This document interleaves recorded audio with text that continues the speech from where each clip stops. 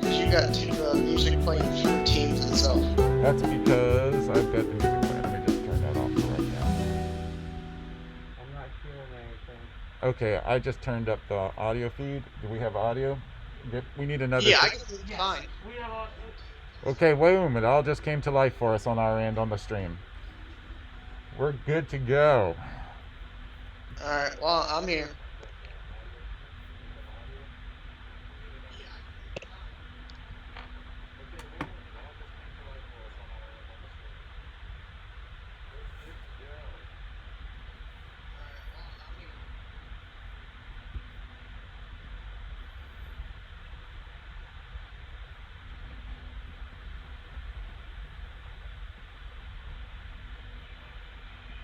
Transition. We got the music playing. And we're going to turn Teams down at the board. Morning, everybody. Any snow up there? That's the QuickTime Player. Good morning. Yeah, we Good morning. got Oh, you're not in Florida, no Lee? ice. No. I can't I made believe the it. wrong decision. I came home on Sunday. Big mistake. Did you shovel this morning? I know my wife does a shop. Yeah, right. I bet. Yeah. For some reason. We didn't get that much at the house. We got a lot up here at the office. We were a little bit further north in Reisterstown, so we got 6 8. All right, boom. How much you have? Got 6 inches. Yeah, that's about what we got here, I guess. Wow. We only had about 3 in Bel-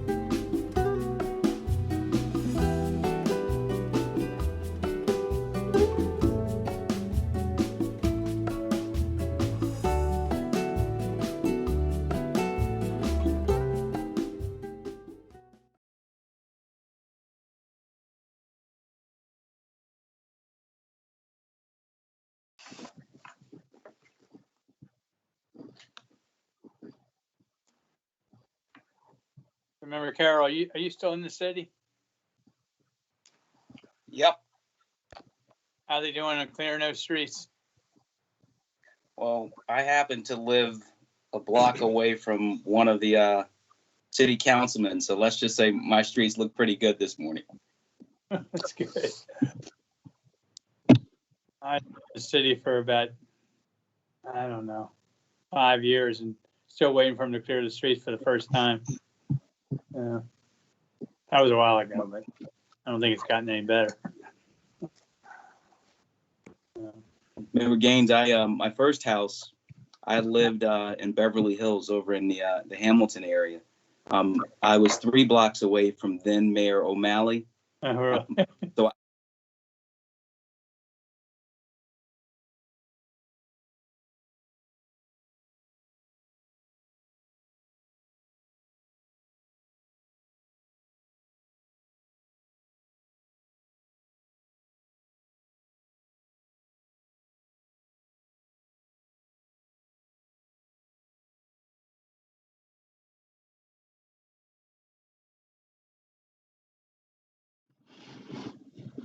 a famous story I tell my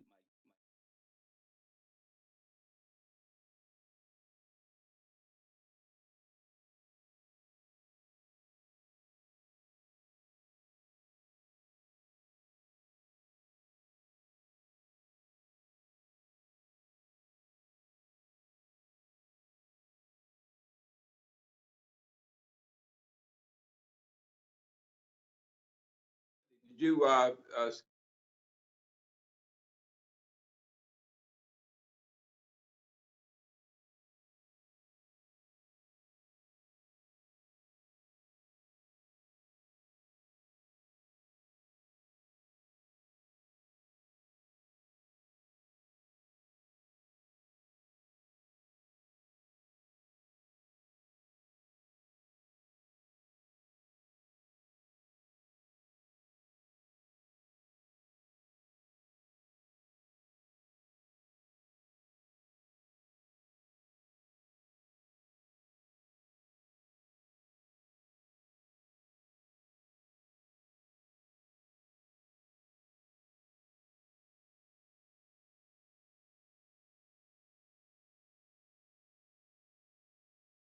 Glad to do it.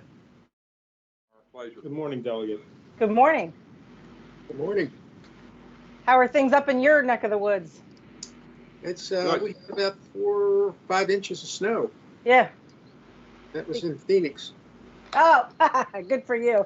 Yeah. You didn't get very much, did you, Mary Ann? We actually did. Yeah. I live just, you know where I live. So just a little bit up outside of the city. And so it's the elevation. We got about 4 inches of snow, and then we got about another 2 inches of ice on top of it.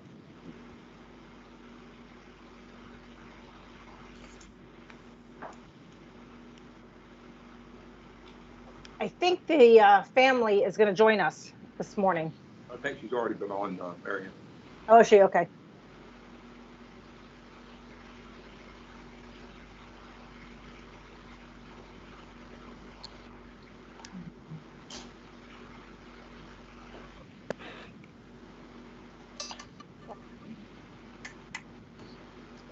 Lady.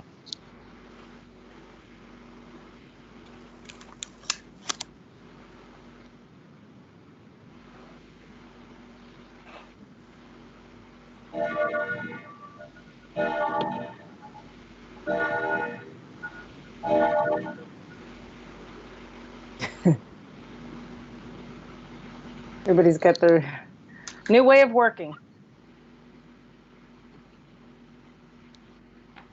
Member Andrews, he's an expert at it. Well, funny thing, you guys are going to enjoy the fact that with the legislature being virtual. I bet. Oh my goodness. I think I would have been out of there, Mary Ann. Well, I won in the lottery. I'm in the chamber. All right. Not in the annex. Good. I'm not sure if that's a win or a loss. I don't know.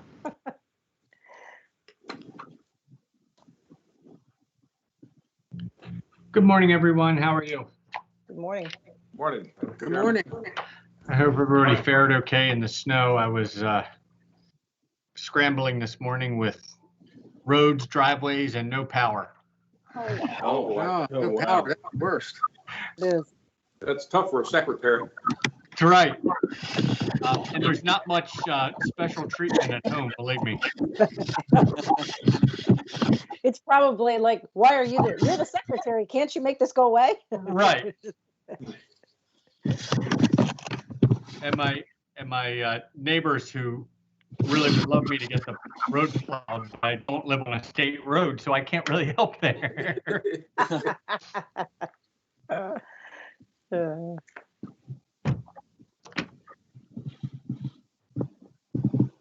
All right. Well, good morning, everyone. Natalie, are you on?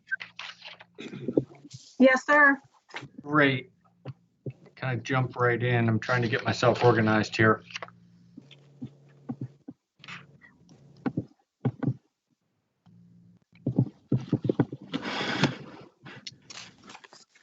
Well, good morning, everyone.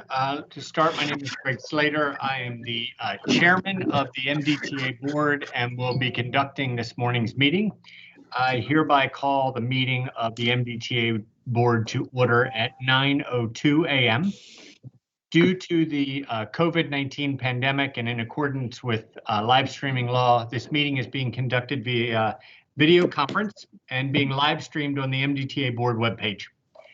All members will have their video active during the entirety of the meeting. I ask that anyone who is presenting or answering a question, please turn your video and audio on when speaking. When you're done, just please turn your video and your audio on mute so that we can limit the disruptions. To minimize the background noise during the call, I'd like to ask everyone on the line to please mute your phones except when you're speaking.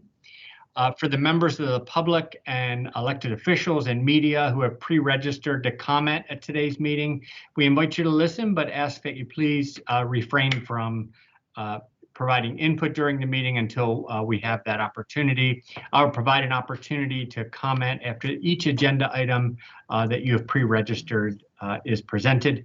We appreciate everyone's patience and ask that you hold any comments until that designated time. I want to note also that I have Deputy Secretary Sean Powell on here with us today as well. At some point during this morning's meeting, I'm going to get pulled into a phone call for about 3 minutes, and I want to make sure that we're able to go without disruption. So Sean's going to jump in when I can, but I should only take 2 or 3 minutes. For today, we have the honor of having Delegate Marianne Lasanti with us, as well as Ms. Rachel Porto, who are pre-registered to comment on agenda item number 4, which is the Maryland 22 Park and Ride dedication. So welcome, Delegate Lasanti, Ms. Porto, and I also like to welcome Ms. Evelyn Jewell, who has not pre-registered to comment, but she's here with us today on this meeting.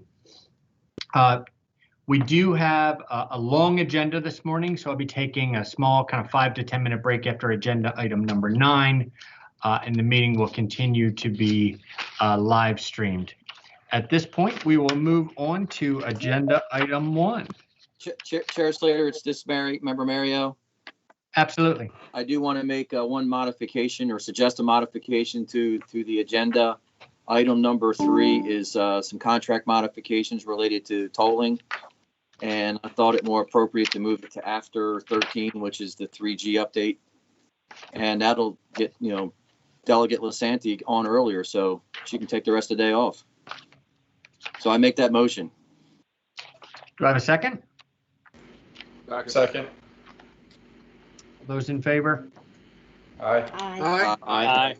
Any opposed? Motion carries. Then we will make that adjustment in the agenda. And I have to ask everybody to bear with me for 1 second. So, Natalie, did you get that change in the agenda? Yes, sir. I just noted it. Okay, so we're moving, it was item number, I'm sorry. Item number 3 will be moved behind item number 13. Okay. All right, let's jump right into the meeting item number 1. the approval of the open session meetings for November 19th. I trust you all have had a chance to review the minutes. Do I have a motion to approve? So move. Member Second. Fox. Any discussion? All those in favor? Aye. Aye. Aye. Any opposed? Motion carries and minutes are approved. And let's just move on to the approval of some contracts. At this point, I'll turn it over to Jeff Davis with the MDTA. Good morning, members. For the record, my name is Jeff Davis with the Division of Procurement at the MDTA. This morning, I will be presenting for contingent approval contract number KH 3014 for the noise wall along I-95 southbound from New Forge Road to Big Gunpowder Falls. The work to be performed under this contract is the construction of a noise wall along I-95 southbound between New Forge and Big Gunpowder Falls as part of the I-95 ETL northbound extension. We received 8 bids. We are recommending Bronner Builders as the low bidder for award. The MBE participation goal was 20%, and they submitted a plan that totals 20.01%.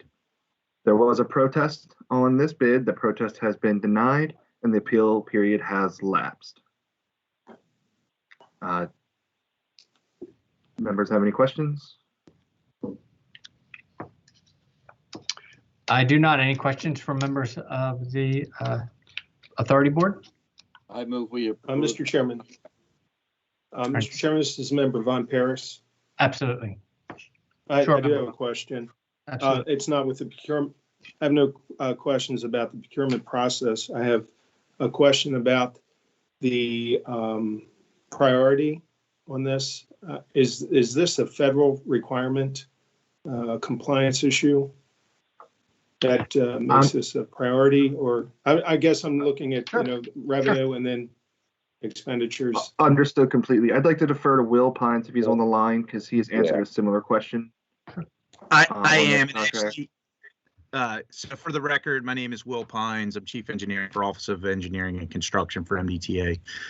So this actually, Member Von Paris, did actually come up as a discussion point during the Capital Committee. The project is a requirement. We do have to, because this is an interstate project, we do have to complete a complete NEPA study for the corridor. The Section 200 corridor, we've broken up I-95 into 4 sections in the master plan, which I'll actually talk about a little bit when we get into the JCR item. And the Section 200 portion is the segment that we're working in now for the northbound extension program. That NEPA study did a comprehensive analysis of the locations that do require noise walls. And based following the MDOT policies, the state highway policies on how to evaluate candidates for noise walls, this location was determined that it is required.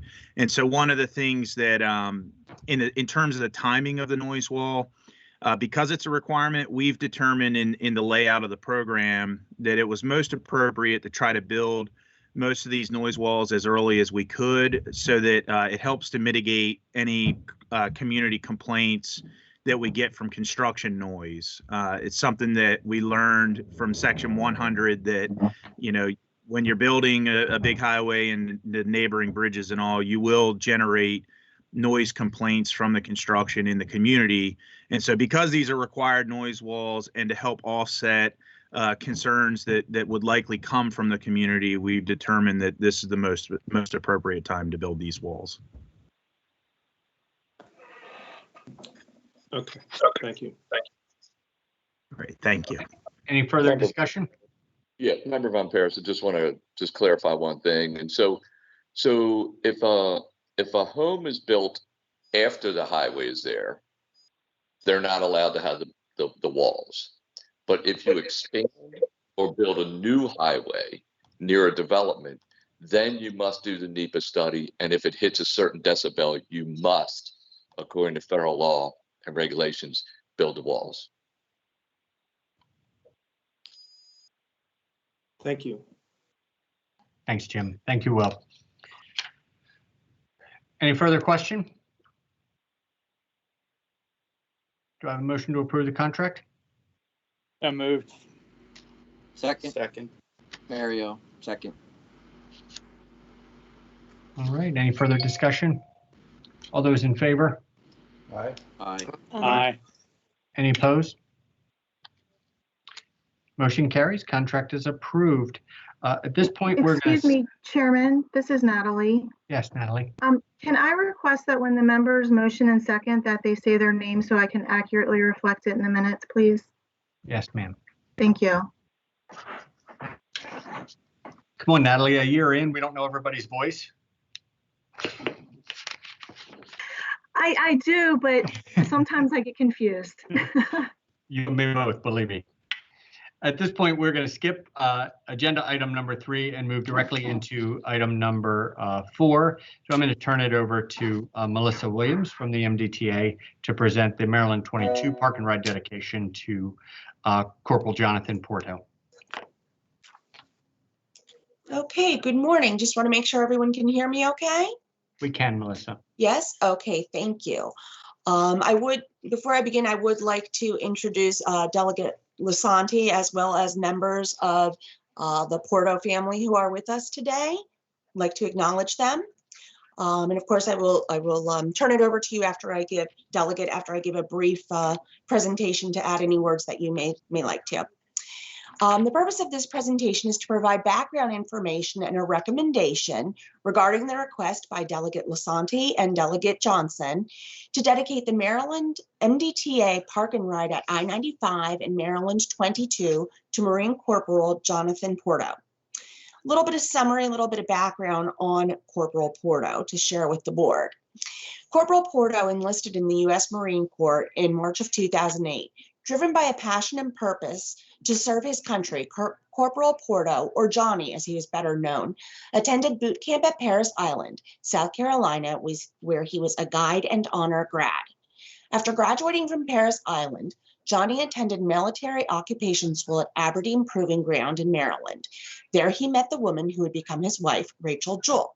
Johnny proposed to Rachel in November of 2008. He was stationed at Camp Lejeune, North Carolina, but he spent most of his time off in Aberdeen with his fiancée. On May 2nd of 2009, Rachel and Johnny were married at St. Paul's Lutheran Church in Aberdeen. Rachel and Johnny learned that they were expecting on their honeymoon. Johnny was deployed with 1st Battalion, 6th Marines in December of 2009. On January 15th of 2010, their daughter Ariana was born. Just 2 months later, on March 14th of 2010, Johnny was killed in Afghanistan while on combat operations in Helmand Province.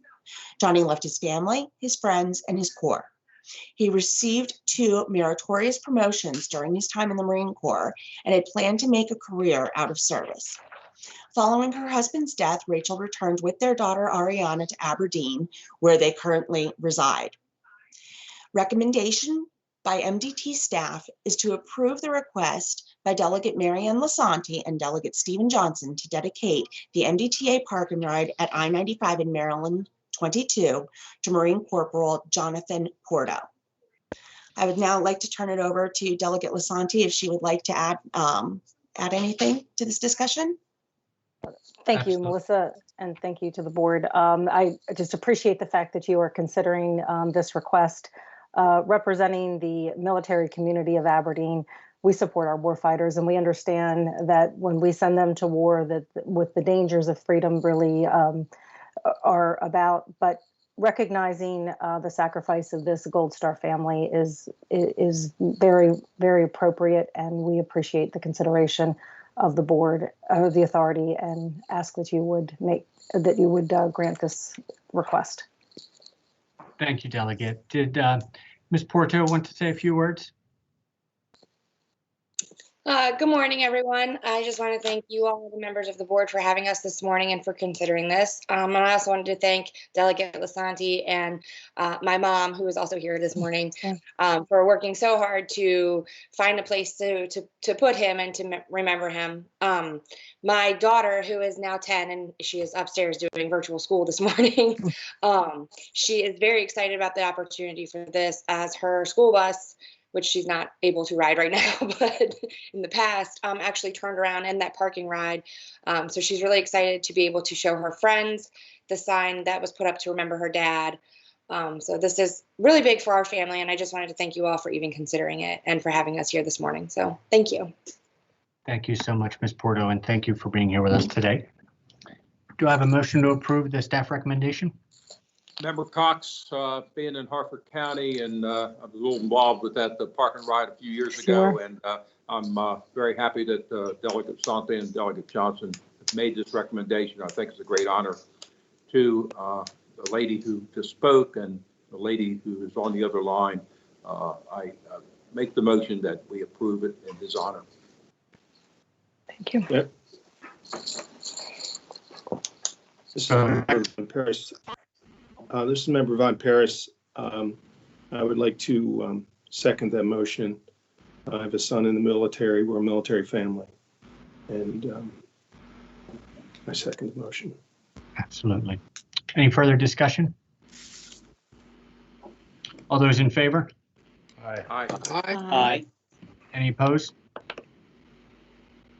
Great. It's my honor to say that the motion carries, and congratulations. Thank you for your service and your sacrifice of your family. And I hope this gives you a place to take your family and honor that wonderful young man. So thank you so much. And we look forward to getting the signs up. Thank you. Thank you very much. Thank you.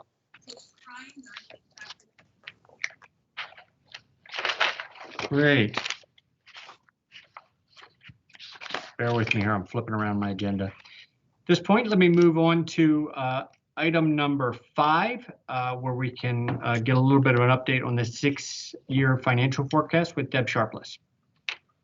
Good morning, members. For the record, my name is Deb Sharpless, Chief Financial Officer for Maryland Transportation Authority. I'm going to refer you to your summary memo, and particularly the table that is found on page 2. You can, this is a follow-up item from our November board meeting. If you recall, when approving the forecast, I had asked or indicated that we may be back to update the forecast this month because of concerns over the unencumbered cash balance.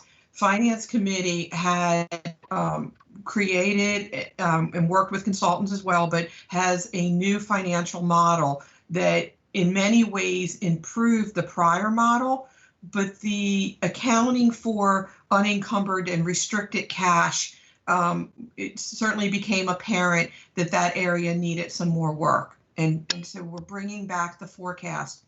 On the table that you can find on page 2, you see the changes that are incorporated in there.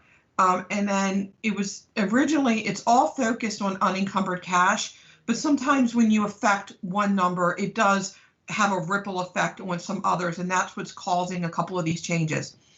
And so let me just start with the unencumbered cash, and I'm going to work from there. The concern with the prior forecast was the 2021 unencumbered cash balance. It was felt that it was too low, and it was $100 million too low. That was the feeling on it. That proved to be a correct understanding. And the reason that we knew that was to be wrong is we could trace and validate our total cash to various records.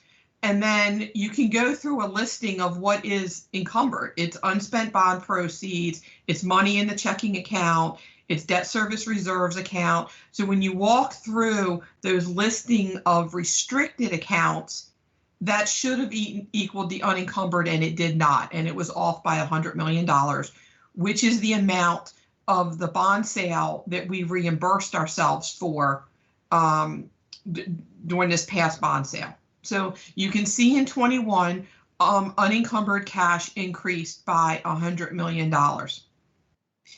Now, also, when we jump forward when we jump forward to debt service reserve, so total cash, we made the assumption that in 2023, we acquire surety policies. The financial forecast, which is on the next page, shows the surety cost. When we did that, that allowed us to lower one of the bond sales. because the debt service reserve is no longer restricted. That's the 21.4 million that you see where total cash decreases, because if you don't have a bond sale, you have less cash, and you see debt issuances also decreased. Now, it didn't decrease by the value of both debt service reserves, because that was also part of the accounting for the cash issue. It was reflected in totals, but it wasn't reflected correctly in the unencumbered and encumbered cash balances. So that's why we only see the one piece. Now, reducing the bond sale has another effect up in net operating revenue, which is our revenue less operating expenses less debt service. Because we issue less bonds, our debt service decreased some, which you can see in 23, 4, 5, and 6. So I think there may be very small little things, also, but they are the factors that drove any of these changes. And so this revised forecast, and I'm going to jump to that now, and that is, scrolling myself. It is the first of the two forecasts that you see. We included in your material the revised forecast as well as last month's forecast. So when you're looking at the forecast in the peach area at the bottom, you can see that we continue to remain under our bond cap. Our unencumbered cash balances remain above 350. And as we talked about in November, where you see us coming down to 350, that's because we're having bond sales at that point in time. So we've spent down funds above 350, and now we're maintaining 350. Debt service coverage is above the 2 times policy, and then our rate covenant is above the 1 times requirement. So these changes have strengthened our financial position, primarily because unencumbered cash increased. So with that, I'd be happy to answer any questions.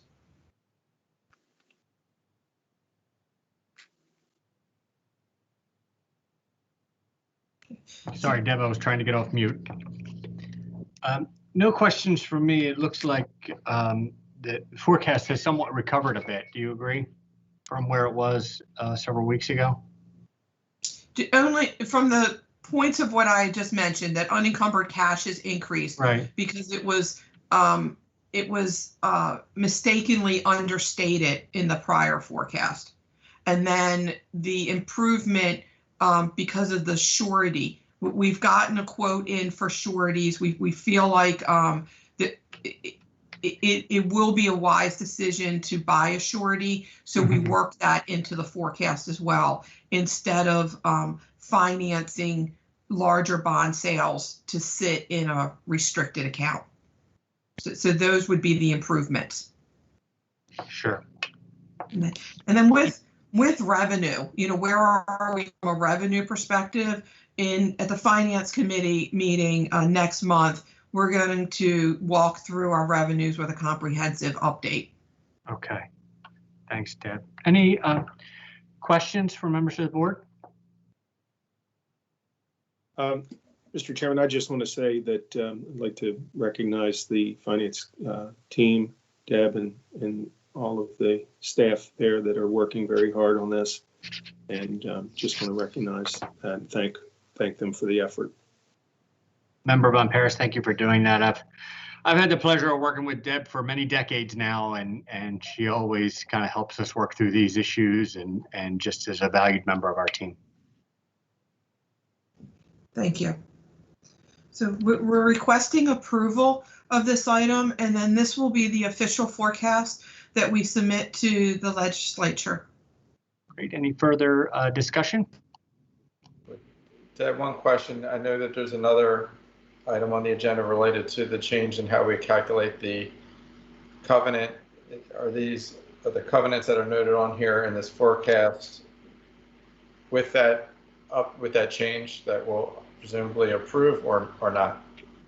I am like 99% certain it does not, because it's not, those changes aren't official until you approve them. And so therefore we didn't put them in. The changes that we'll talk about slightly improve the numbers even further. So we would reflect that in future forecasts. So do we want to, I mean, that's in a few minutes, I assume. So do we want to make this a contingent approval based on whether we approve that and then submit the more favorable covenants? We certainly could do that if it's the will of the board to make this a contingent approval. And if that's the case, then we will update the forecast to reflect those changes. And again, it will improve the debt service coverage very slightly. It will not have effect on any of the other numbers. It's only the debt service coverage. Great, thanks, Deb. Member Rosen, once, let me see if there's any other question from the board, and then what I'd ask is maybe you make that as a motion on the item. Yeah, so I would motion that it's a contingent approval that becomes a non-contingent approval, assuming we approve the change to the how we calculate the debt service coverage ratio. Sure. Have a second? Second. Great. Any further question or discussion on this item?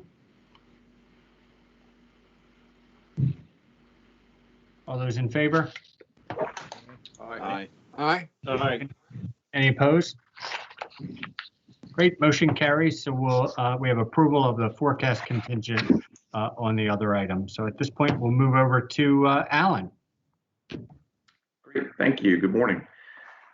The next item is our annual review of the investment policy. The policy itself requires an annual review, and we were on schedule for a February review, but we wanted to request one change a bit early, and it has implications for our upcoming financing that's scheduled for February, as early as late February. So we thought it'd be helpful to get it in before then. Wanted to refer you to this small table that's on this second page, just to explain some of the major elements of the policy. It includes security type limitations, maturity limitations, limitations that relate to diversification. So we have issuer and sector limitations.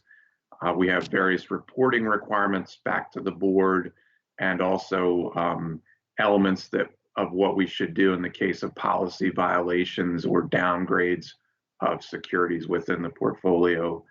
And the entire policy is really a function of the trust agreement, which laid out at high levels what the permissible investments were and some of those types of limitations. And then the rest of the policy is really born out of board refinements that have come in over the years to the trust agreement. And there's a small element of state law, but primarily the policy is a function of our trust agreement.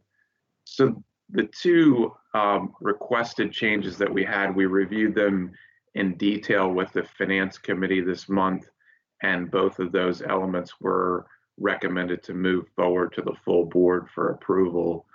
The first element was actually raised to us by one of our advisors, and that was that the SEC had changed definition of a rule that expanded the definition of a qualified institutional buyer to include governmental entities.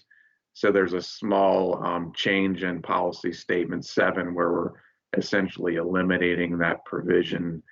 And for us, the primary implication was that we at times buy corporate commercial paper, and about 75% of the market, I understand now, is only sold to qualified institutional buyers. So a lot of municipalities or government entities had been shut out of about 75% of the market. So the expansion of the definition is certainly helpful. And the other elements of qualified institutional buyer, we certainly met in terms of assets under management. So that's the first recommended change. The second change was the one that drove us to try to bring this to the committee Finance Committee and full board before February. And that relates to single issuer exposure for money market mutual funds and the Maryland Local Government Investment Pool. So we had a limitation of 30% to any single money market mutual fund or the MLGIP. And that was a self-imposed limitation, somewhat arbitrary.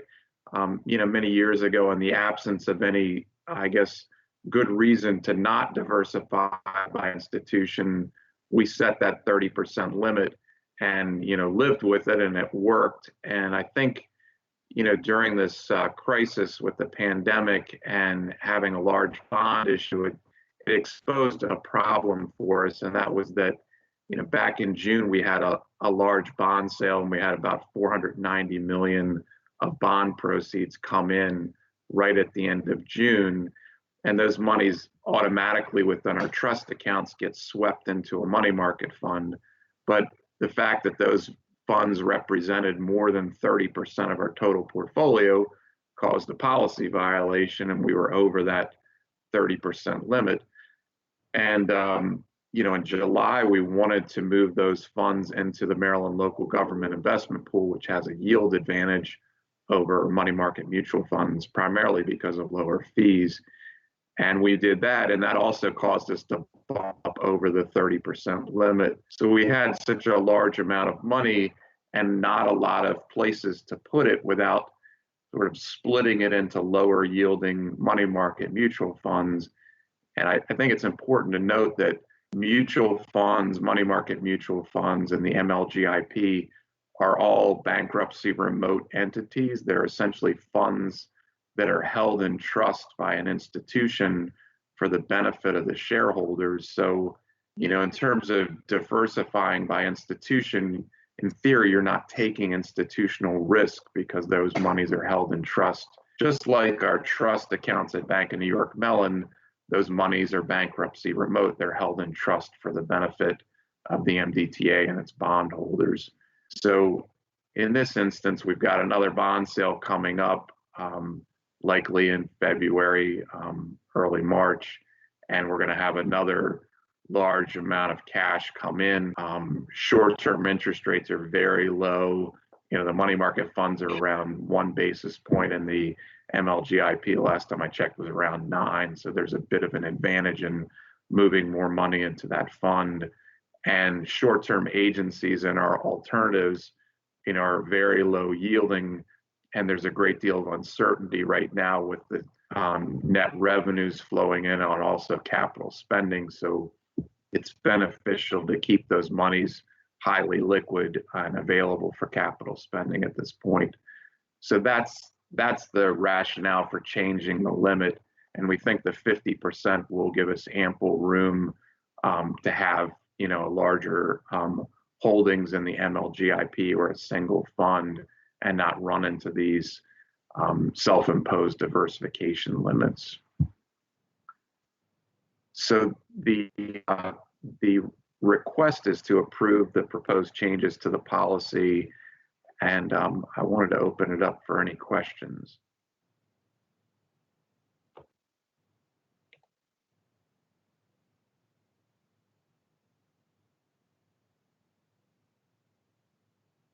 Oh, I'm sorry, I was muted. I'd like to understand some of the conversation that the Finance Committee had on this one. Do you know, did they have any concerns with the changes or anything along that line? I'm trying to remember the questions. I think, what we had relayed, particularly with the money market fund, I don't recall any questions about the qualified institutional buyer change. For the money market funds, I think we talked a little bit in detail about bankruptcy remoteness and funds held in trust by money market mutual funds. And I think the original thought process was discussed about how we ended up at 30%, years ago. And I think I also mentioned that, over time, the policies evolved. We had single issuer limitations on U.S. government agencies, and we raised those at times, because the, Fannie Mae and Freddie Mac went into receivership, and there have been supply demand implications with those types of governmental entities. So, we talked about how the policy evolves, and it evolves with changes, and sometimes at the inception of the policy, you set limits, based on good judgment and thinking that you need some kind of limitation, but then you sort of adjust your sales at a later date when you recognize that that's causing an uneconomic or unintended consequence where you're having to diversify out of a higher yielding investment into something that's lower yielding, and there's not a good justification in terms of you're not necessarily increasing any risk. You're just having to buy a lower yielding investment. Others could probably correct me, but that's what I recall us discussing a bit. Member Ron Paris? I think Alan described the discussion pretty accurately, and the consultants are on board with this. This is a tweak. I think that these tweaks happen on a regular basis, usually annually. Is that correct, Alan?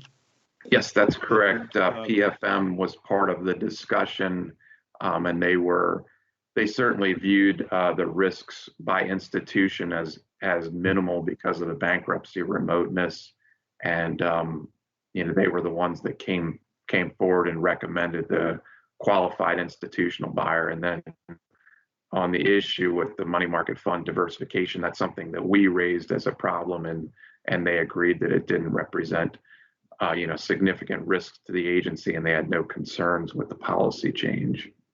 Sure.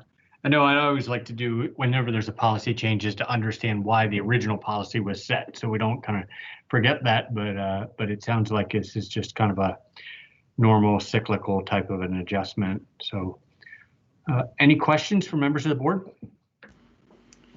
Just to this is Member Von Paris again, the advancing this to the board for consideration was based on staff's on board, the discussion that went on that Alan described, the fact that our advisors are on board as well, consultants, and it was enough to satisfy the Finance Committee to advance this to the full board for consideration, Mr. Chairman. Great, thanks so much. Al, one quick question is Member Rosen. Are we close to our limits or our maximum percentages for any of the other groups of investments in the portfolio currently besides this? From time to time, we push up toward limits on U.S. government agencies. At times you'll see, like the Federal Home Loan Bank, for instance, might be a heavier issuer, and just because of supply, you'll tend to buy more Federal Home Loan Bank, and so we push up. So currently, I think the short answer is that we're not bumping up against those limits, and we'd actually raised some of those single issuer limits. It's been probably a couple of years ago, and I think we've raised them a couple of times over the last 10 years, because of the receivership issue and diminished credit concerns. And so I think, again, in future years, we may end up coming back and saying, we want to change some policy limit to different types of entities. We had I think the supranationals were added at one point when state law changed and permitted the state treasurer's office to buy supranational securities. So that was one thing that was added. And, we had to, because there were no limitations in state law, we had to set our own single issuer limitations. So that's another example of, as a committee, investment committee, we have to come to the finance committee and then the board and set some sort of limitations in there for diversification and prudence. But in some instances, it's a little bit arbitrary. And, certainly there's good rationale for not buying more than, a certain percentage of an issuer for diversification and risk. But for very low risk entities like U.S. government agencies, you could certainly tolerate a higher exposure than you could to, say, corporate CP, where we have a 5% limitation, or municipal bonds where we have a 5% limitation. Thank you. Any further question from members of the board? Great. Do I have a motion to approve the investment policy? So moved, Member Carroll. Great. Second, Member Rosen. Thank you. All those in favor? Aye. Aye. Any opposed? Great. Motion carries. Alan, I'll keep it with you to cover the debt service coverage. Great, thank you. The next item is a change in calculation methodology for debt service coverage. Management's recommending a slight change in that coverage calculation that would include net revenues of the Hayden Bridge and investment income. And we discussed this in detail with the Finance Committee in December, and the Finance Committee recommended that it move forward to the full board for approval. I wanted to start off with just looking at that table that's on the first page to draw the distinction between our rate covenant requirement and debt service coverage. The rate covenant is an affirmative covenant within our trust agreement, so it's a legal requirement, and it essentially requires the agency to generate net revenues that are more than 120% of our annual debt service. And if you look there, I've got a little asterisk because the net revenues is limited and it excludes the revenues of any general account project, and it excludes most investment income. So the distinction is that we have these transportation facilities projects, which are 7 larger facilities, and then we have the Hayden Bridge that is a general account project. And we have other covenants in the indenture, and one of the other covenants is that our transportation facilities projects have to essentially cover their operating expenses independently every year, and the general account projects do not. And as I think many board members are quite intimately familiar, the Hayden Bridge is a little bit unique because it's this parallel roadway to a major roadway, and we're trying to prevent a diversion on that roadway, but we wanted the flexibility to run that facility at times at an operating loss. So that's why it's always remained a general account project. And that is also why it's not part of the rate covenant calculation. The debt service coverage calculation is not a defined term in the trust agreement. It's part of the board's debt policy, and it's not, there's no prescriptive definition of how it should be calculated, but it's really just based on an industry standard. And the standard is that you simply take your net revenues and divide it by debt service. And the board has set a policy of essentially 2 times coverage. And the point of that policy is really to ensure, credit strength or financial strength so that we can obtain, solid financing costs or the lowest possible financing cost. And it also serves to provide an element of pay-go financing for all of our capital projects. So to the extent that the net revenues come in above debt service, that always leaves some funds left over for pay-go capital work. So those are the 2 distinctions. And in the past, we've used the same net revenues for both of those calculations, and that was really done for simplicity. We're making some adjustments to strip out Hayden Bridge, expenses and revenues, and those expenses and revenues have been relatively minor and immaterial to the calculation because it's such a small facility, and that so for more than 10 years, we've just excluded those. When we've looked at it more recently, I think to sort of move more in line with an industry standard calculation, it makes sense to begin including those. And also the investment income, most investment income was not eligible in the rated covenant calculation, but you certainly could include it in your debt service coverage. And in most years, that's going to help you a little bit. It's possible in years where rates shoot up that you could have a mark-to-market loss in the portfolio, and it's possible that it could subtract from your coverage, but in most years it's going to help you, marginally. We had reviewed this calculation with bond counsel, and they had no objections and had no concerns with us changing that methodology of debt service coverage because it's really just in line with industry standards. That second table that you see on the second page really shows you what we're presenting in our CAFR. And I'm sorry, I think maybe it shows up on the third page.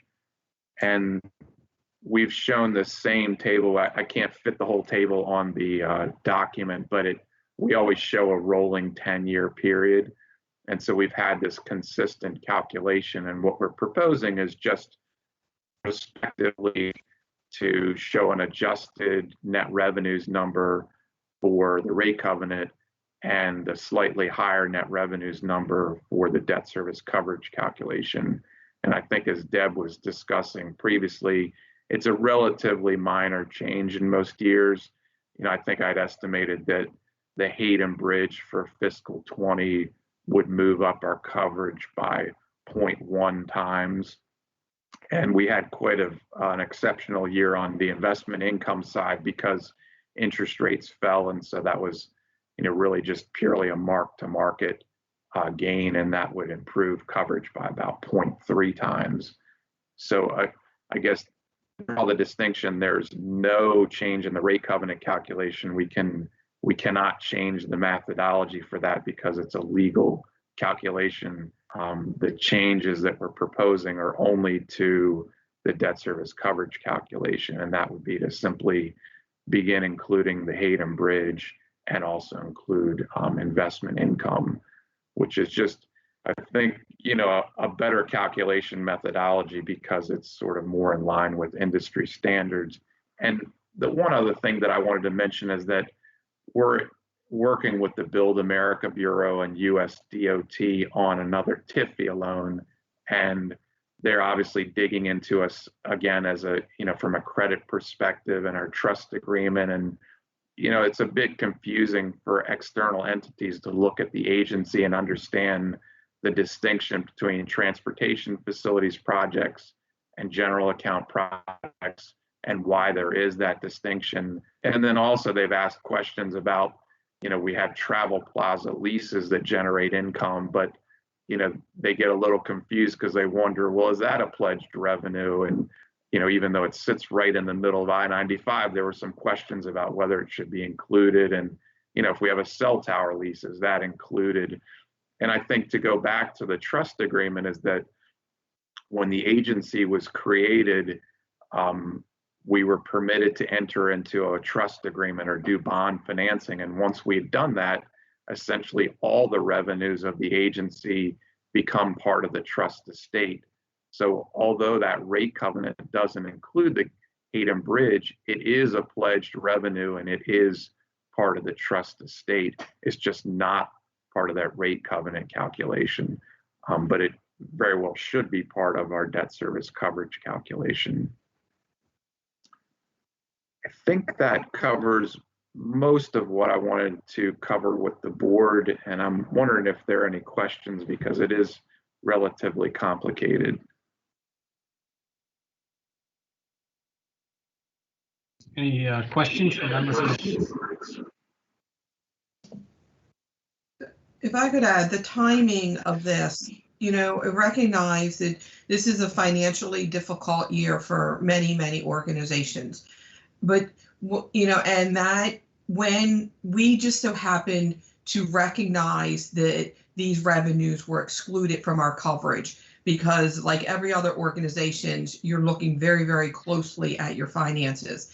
And, so the timing might not be the best for presenting this item, but we looked at it as policy should withstand all financial cycles, good ones and bad ones. Mm-hmm. And so it is true that right now this change helps us a little bit, but we also wanted to put this change in place because it is possible that it could reduce our coverage.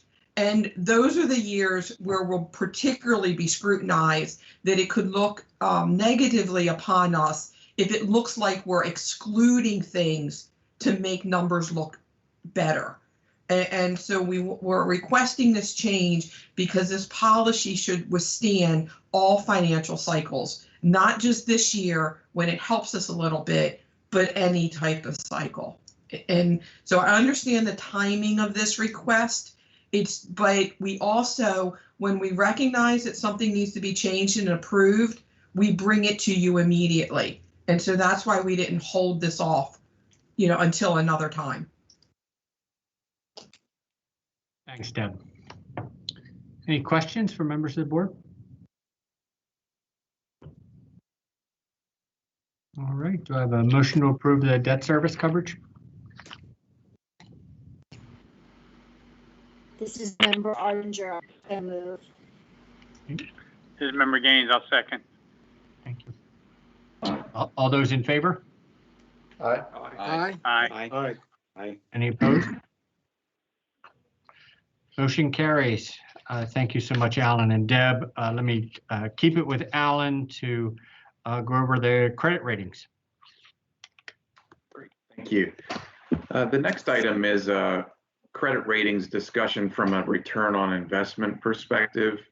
As a cost savings measure, management is recommending that we, going forward, maintain and purchase 2 credit ratings in lieu of 3 for the MDTA's outstanding debt and new issue financings. I wanted to discuss credit ratings first, and that the point of credit ratings, and they're issued by what are called NRSROs, which are nationally recognized statistical ratings organizations, and the most widely known ones are Moody's, S&P, and Fitch.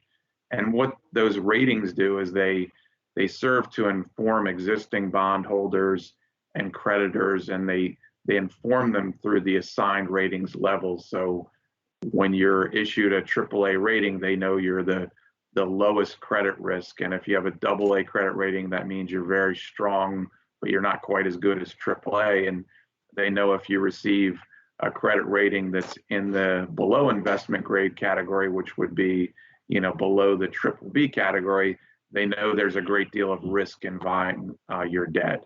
And so from an issuer's perspective, you should be getting some sort of return on that investment. So we pay for those credit ratings. At this recent financing that we did, each one of those ratings cost more than $100,000. And in terms of benefit versus cost, we should be seeing, obviously we get the published credit rating. The rating agencies will issue a written report, which also, serves institutional investors in particular. They're paying for that research on their end. But we should see benefits in terms of lower financing rates by both being rated and having those published reports out there. So that annual cost as well, we have to pay, a maintenance fee essentially every year. That cost, both at the time of the new issue and then the annual maintenance fee, should be fully offset by, the lower financing costs we achieve at the time of each issue. Our board debt policy requires us to maintain at least 2 credit ratings. And we've talked to our advisor, municipal advisor, and also our recent underwriter about, are we getting any benefit from a return on investment perspective from having that 3rd credit rating? If you think about the ratings themselves, essentially all the rating agencies are looking at the exact same information. The ratings are based on, quantitative measures, most importantly is our debt service coverage. And they're looking at qualitative measures as well, such as independent rate setting authority. And they're coming up with these ratings based on these quantitative and qualitative factors. But what you'll note is that they consistently will come up with the same credit rating because they're looking at the same exact information. They typically only vary by 1 notch. So, our credit ratings are in the AA category, and Moody's, Fitch, and S&P, have us all very close to each other. Moody's and Fitch have us at the exact same rating level, and S&P has us one notch lower. So we're all in that sort of mid to low AA category. We're currently rated AA2 by Moody's and AA by S&P and AA minus by S&P and AA by Fitch. So I think, that raises the question about if investors are looking at these three ratings and they're all the same, is there any benefit? Are they willing to pay, a lower yield or a higher price for our bonds because there's a second or a third rating? And, the universal answer we're getting is that we're not getting any value for that third rating, that there's no, additional benefit in terms of bond pricing. So, effectively paying for that third rating is uneconomic. It represents the cost without any offsetting, reduction in our new issue financing costs. So that's the rationale, would be that moving forward, that the agency would only pay for two ratings at the time of issuance, and that includes, this upcoming financing that we're targeting in the February to March time period. I wanted to, mention that the Finance Committee, understood the rationale for this and recommended that it move forward to the full board for approval. Are there any questions? Thank you, Alan. Just let me start. No question on the change itself, but I think based on what I've seen across the country, our ratings have fared in a much better position than some other tolling agencies across the country based on the COVID impacts. Would you agree with that? Yes, I think, in the toll sector, we've been sort of blessed with a relatively inelastic demand through economic cycles. Obviously, during COVID-19, it was the worst that we've ever seen, much worse than the financial crisis. But, I think, we fared fairly well, and hopefully that once the vaccine's released, traffic will start to recover relatively quickly. We don't know long term if there might be some larger systemic change in the US where there are more telecommuting that might impact our traffic growth. But I think that certainly some areas of the country have more elastic demand through economic cycles, just because they have weaker economies. So that's certainly beneficial to us. And, S&P is, had us on negative outlook, and they sort of went across the whole sector and put everyone on negative outlook. Whereas I think Moody's and Fitch had a more selective approach where they really dug into the numbers of each entity. And so certainly within the transportation sector, some parts of that sector are faring worse than others, like airports, for instance. Sure. They're experiencing much larger demands declines than toll roads are. No, absolutely. I serve on several boards, and I can tell you that we're in much better shape than many others. The transit revenue bond market in particular is just decimated right now, so it's just not there. And we have some important projects over at the airport where we're waiting for that airport revenue bond market to recover a little bit too. So we are doing pretty well. But any questions from members of the board? Mr. Chairman, Member Cox. Alan, is there any other agency in the state that uses 3 rather than 2 rating agencies? I didn't look at all the ratings. I used to be a ratings analyst at Lake Mason for many years. And so, I gave a little color on this to the Finance Committee. And I think it's kind of interesting is that I think many entities have 3 ratings, and our underwriter recently told us they were seeing about half the new issue market coming with only 2 ratings. And it sort of raised a question in my mind about, if it's uneconomic to have this 3rd rating, why are so many entities paying for it? And, I go back, and early in my career in the 90s, I was at Lake Mason and we were on the buy side. So we weren't issuing bonds, we were paying for ratings research. And we never paid for 3 rating agencies because it was simply expensive, and you're getting essentially the same opinion But back at that time, Fitch was around, but they were very small. So there were really just two big agencies, Moody's and S&P. And we picked up Fitch Research because it was cheap and they were trying to get a foothold, a larger foothold in the market. And they acquired Thomson Bankwatch back then, which was another rating agency that did just bank ratings. But I think they lulled the market into paying for their research as they've gotten, you know, a standing which is equivalent to Moody's and S&P in terms of value. Their pricing had gotten equivalent to Moody's and S&P. And I think I wasn't on the issuer side at that time, but I suspect that they were rating for free or charging very low rates back in the 90s. And then as they got more standing in the market, their rates went up. And probably a lot of issuers just were accustomed to having 3 ratings, and they never really rethought about, why are we paying for a third rating? It used to be cheap. We did it just because it was cheap or free. And now we're paying, you know, an extra $100,000 a year. So I don't know if that answers your question directly, but I thought it was important to relate. I think that's how things have gotten the way they've gotten, where so many entities do have 3 credit ratings, but you know, maybe some of the market is rethinking the value added in a third rating. Good, thank you. Thank you. Any other questions from members of the board? Member Gangemi, I'll make the motion to approve the reduction to 2 credit ratings. Right. I'll second it. Member Cox. Carroll, I'll second. All those in favor? Aye. Aye. Any opposed? Any further discussion on that? Great, motion carries. Thank you, Alan. Thank you.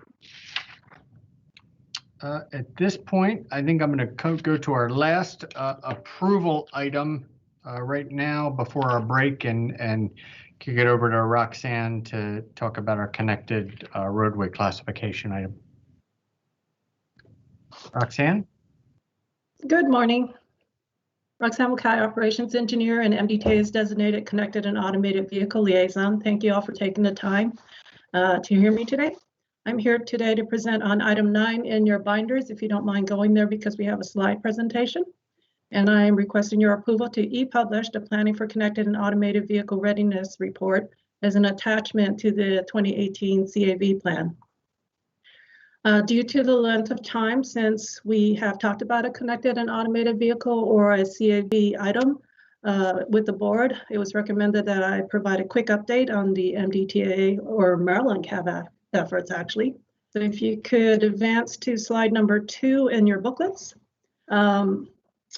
Maryland or MDTA CAV efforts began back in 2015 when the Maryland CAV Working Group was formed. The then MDOT Deputy Secretary and now MDTA Executive Director James Ports was appointed as a co-chair for the working group with MBA Administrator Chrissy Nizer, and he is still co-chairing the Maryland CAV Working Group. Advancing to slide 3, there is a list on that slide of some of the initial MDTA CAV activities, which focused on expanding staff knowledge and participation. The image in the top left is of then Lieutenant, now Captain Pulliam, presenting his ideas on potential law enforcement concerns related to the advent of connected and automated vehicles on the highways. Advancing to slide 4, when the Maryland CAV Working Group began, there would be 30 to 60 people attending the meetings. By 2018, there were over 100 people at each meeting. Shown on the slide is a vision for CAV in Maryland, which was developed and approved by the working group and approved by the governor's office. That is also a published document. Advancing to slide 5. In 2018, we at MDTA developed a strategic plan. And as part of that, we created an addendum identified as the CAV plan. That was approved by the board, and these documents are currently available on the MDTA website. Advancing to slide 6.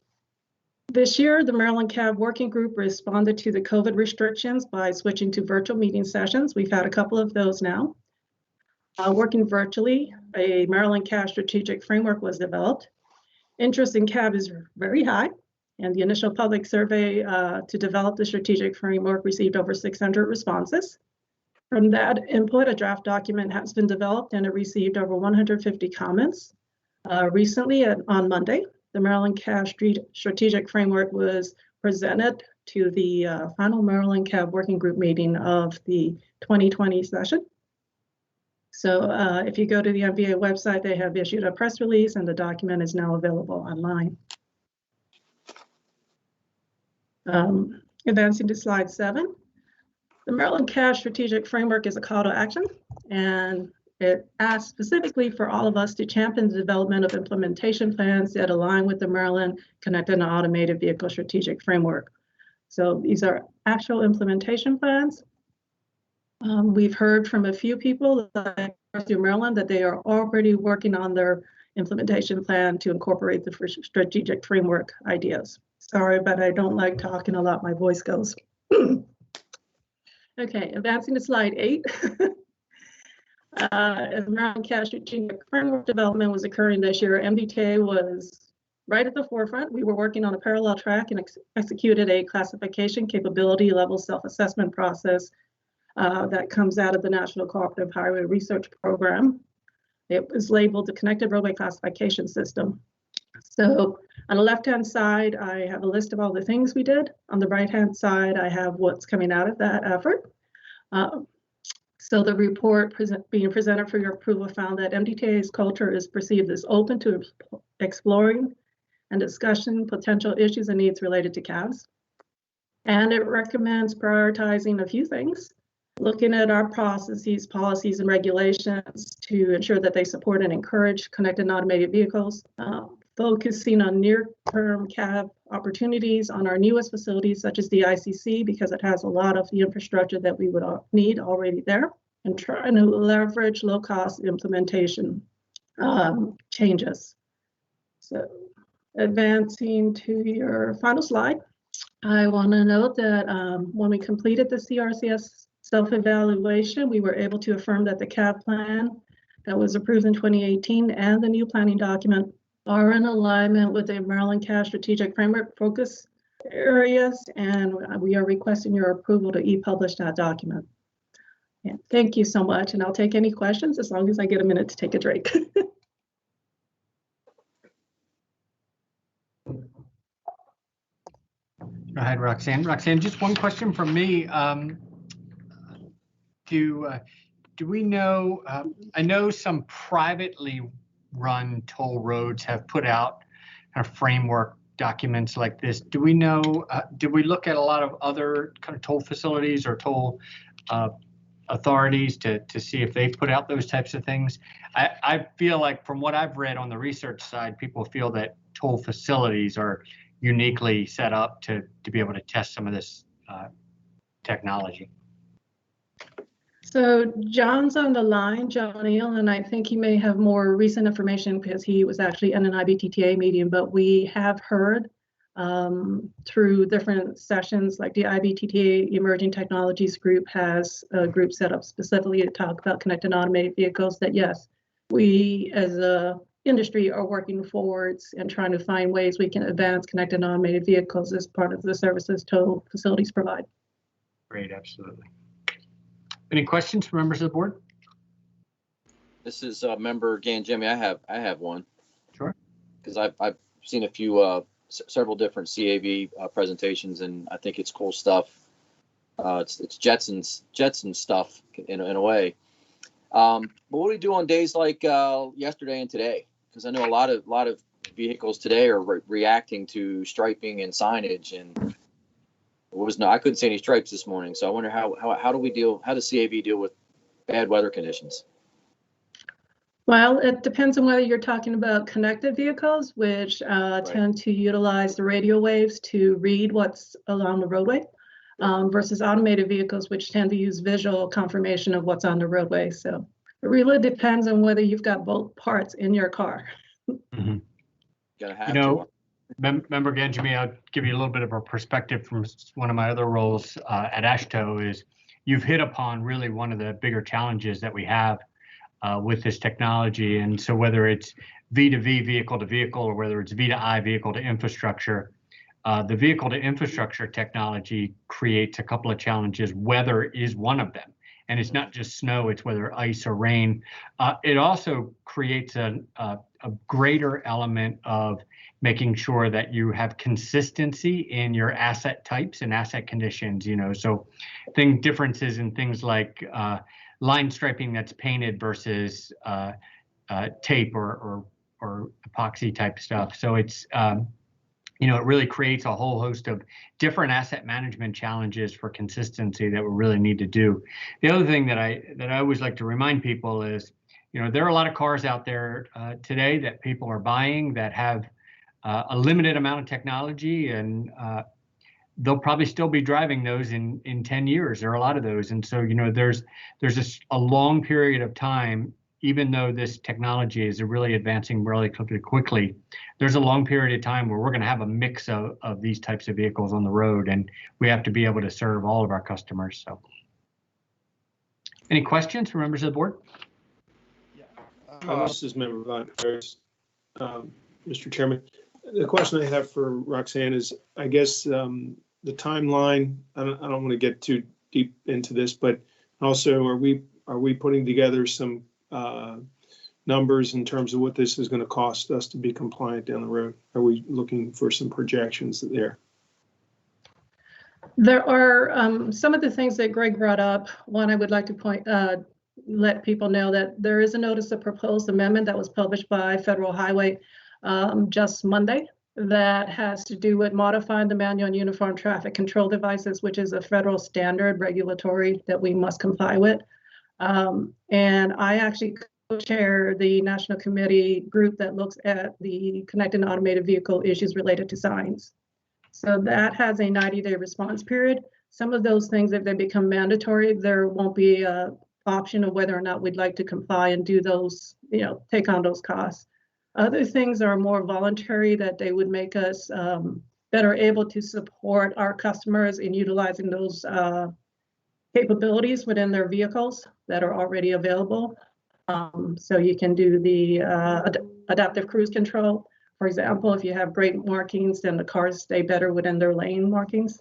So those kinds of things, that's what do we have to do versus what do we want to do to provide better customer service versus what do we want to do to be on the bleeding edge of this technology. And I really can't answer that question directly as to what the cost impact will be over the long term, just because there's so much. Absolutely. Thank you. Member Rosen? Yeah, I'm just curious. I'm not sure if this is for Roxanne or Chairman Slater, but there are a lot of interdependencies for this to work out, a lot of which are outside of our control, including, you mentioned the automobile manufacturers and what other states are, which in our case our neighboring states do, as well as national programs. So I'm just curious, at what point are we making progress and then we have to say, okay, let's stop, because we could do everything right, we could get all the infrastructure in place, we could paint everything, get new signs, but everyone else isn't ready, so therefore it's a premature investment. Yeah, I think, Roxanne alluded to it a little bit on your manual for uniform traffic control devices, because I think that is, critical guidance for all of that. I think it's the first time, Roxanne, in history of the federal government, they're going to put that document out for public comment. Is that right? This is actually, I think, the third or fourth in my 20-some-odd year career time that I'm participating in a review where they've proposed the amendments and then put it out for review. So this is the first time that it contains things that are specific to automated and connected vehicles. They actually created a new chapter to address connected and automated vehicles. Right. It's I've always kind of lived in this world of, we want to be on the bleeding edge, but nobody wants to get cut. We're government, so we have to kind of hold it back a little bit. But let me see, Executive Director Ports may want to add something as well. Yeah. So a really good point. And look, I was the former county administrator for NHTSA, National Highway Traffic Safety Administration, when all this stuff was starting. So some of it is vehicle safety. Some of it is infrastructure safety, and some of it's moving traffic. But I can assure you that Maryland's work group that we have, which involves private sector, manufacturers, insurance companies, public sector, legislators. One of the things that we decided early on is that we do not want to get ahead of the federal government. In other words, they need to come up with the standards before we move forward, because just like you go out there and build an infrastructure and have it be the wrong standards. 5G and the shortwave radio that I know Roxanne's really up on, those technologies aren't completely built out yet either. And we're still waiting on some standardization as to who's going to do it. So you have the communications company wanting to take the lead, obviously, and then you have the manufacturers wanting to take the lead. So there's a push and a pull there just between those two entities as to who's going to take the lead on some of this technology, as well as standardization, because as you know, interstate commerce applies all across the nation, and we can't have different standards for each state. It will be impossible. We would not be able to maneuver across state lines.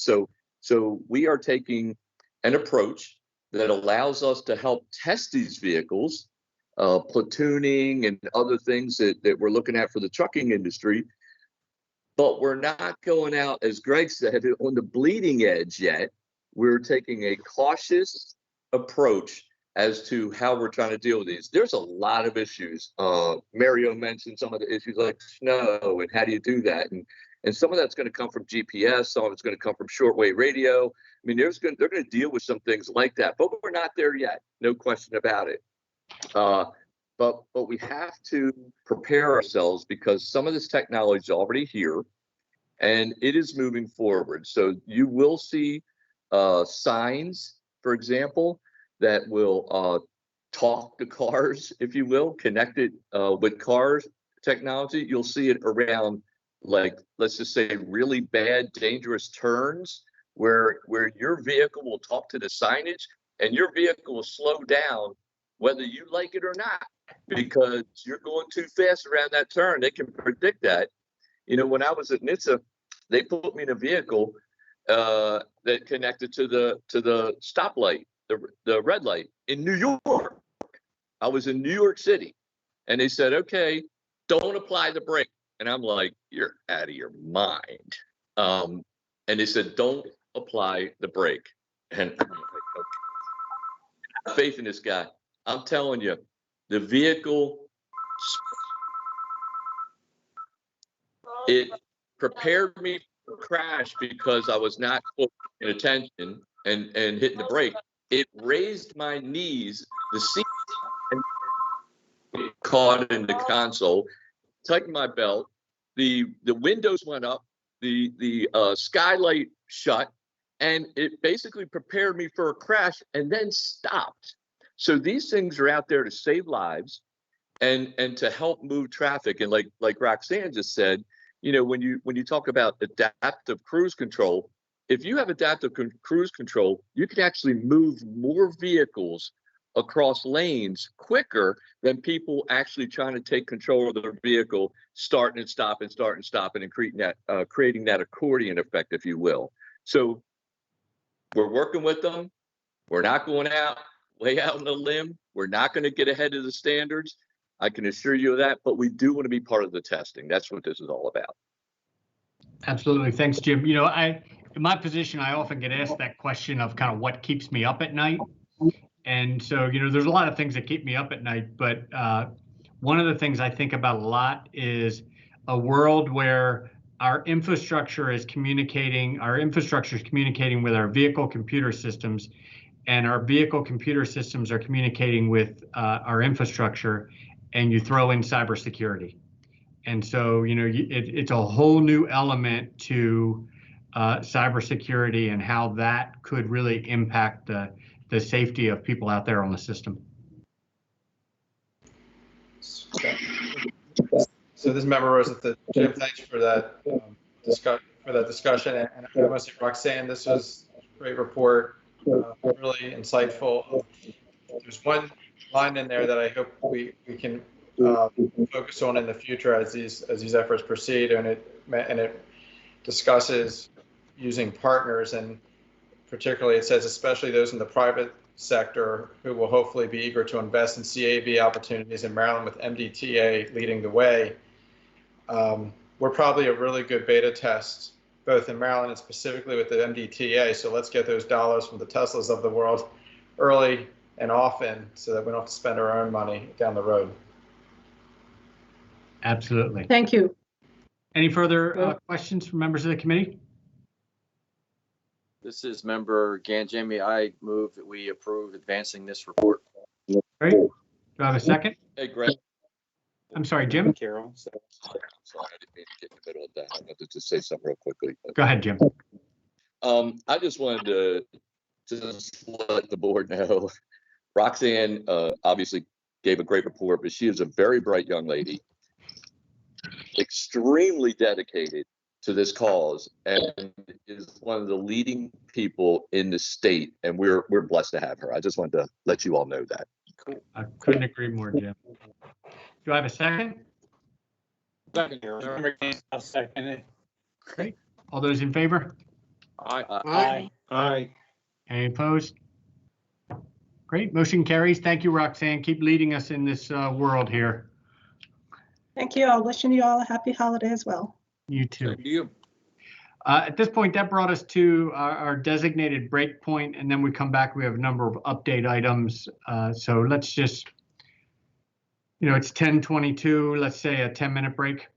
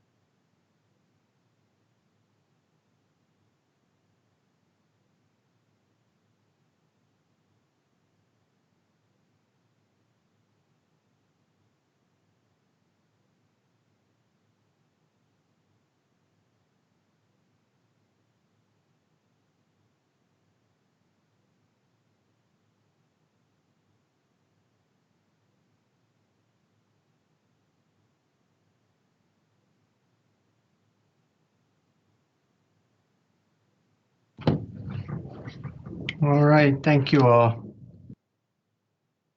Natalie, do we have everybody back, or are we still waiting for anyone? It looks like we're good to go. All right, good deal. At this point, I will jump right back into the agenda. We'll move to agenda item 10, an update on the 495-270 public-private partnership with Deb Sharpless and Lisa Chaplin. Good morning, again, members. Deb Sharpless. Lisa Chaplin is the I-495 and I-270 P3 office director. Myself and her will be updating you on the efforts for this P3 project. If I could refer you to the PowerPoint or presentation that is included in your materials. Very briefly, on slide 2, you will see our agenda, and we'll provide an overview of the program, talk about different efforts that are happening, studies in NEPRA. And then one of the things we'll focus on is the collaboration that exists between MDTA and MDTA. Talk a little bit about the approach for this project in procuring these services. And then we'll talk about MDTA's roles as well as SHA's roles. And then we'll wrap up with a schedule and questions. So with that, Lisa's going to start us off. And so if I'd like to turn things over to Lisa Chaplin. Thank you, Deb. Good morning, and thank you, Chairman Slater and members of the board, for the opportunity to provide you with an update on the I-495 and I-270 P3 program. I'm going to apologize in advance. Similar to Roxanne, my voice is somewhat scratchy this morning, so hopefully it'll carry me through. But if we could advance to slide number 4, which is the titled I-495 and I-270 P3 program. I'll walk through the program elements with you. The I-495 and I-270 P3 program includes more than 70 miles of highway improvements along the entire length of I-495 and I-270 within Maryland. Within the P3 program limits, we have 3 environmental studies. The I-495 and I-270 managed lane study is the first environmental study under the P3 program. It covers 48 miles of those 70 miles. The study begins actually in Virginia, south of the George Washington Memorial Parkway on I-495. It includes the American Legion Bridge and extends to the west side of I-495 to Maryland 5 Branch Avenue. It also extends along I-270 from the Capitol Beltway to north of I-370. Our second program element is I-270 pre-NEPA activities. This involves the upper 23 miles of I-270 from I-370 in Gaithersburg to I-70 in Frederick.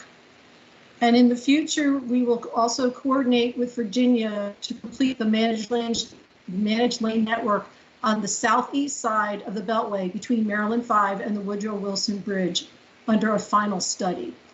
Please advance to slide number 5. Slide number 5 is titled Hot Lanes and Express Toll Lanes. All the build alternatives that we are currently studying include 2 different types of managed lanes. They include high occupancy toll lanes or hot lanes, or express toll lanes or ETLs. The hot lane alternatives that we are studying will allow vehicles with 3 passengers or more to travel free of charge. The express toll lane alternatives, similar to those operated by MDTA on I-95 north of Baltimore, will require a toll from all users. In all cases, though, under each of the build alternatives, the existing general purpose lanes will remain free of charge for anyone to use. The high occupancy toll and express toll lanes also provide options for travelers to use the new lanes for reliable free flow travel for critical trips, or to continue to use the free general purpose lanes, which in many cases will also see improved travel times. These lanes will also provide new opportunities for regional transit service that is not currently possible because of the congested conditions on those roadways. And those transit services will be able to travel the managed lanes for free. With either the express toll lanes or high occupancy toll lanes, the existing highway infrastructure, including upgraded pavement and bridge replacement, will occur under this program at no public funding. With this new capacity on I-495 and I-270, another benefit that we will see is that traffic that currently uses the adjacent local roadways to avoid congestion will be able to travel on the interstates again where we want the traffic to be.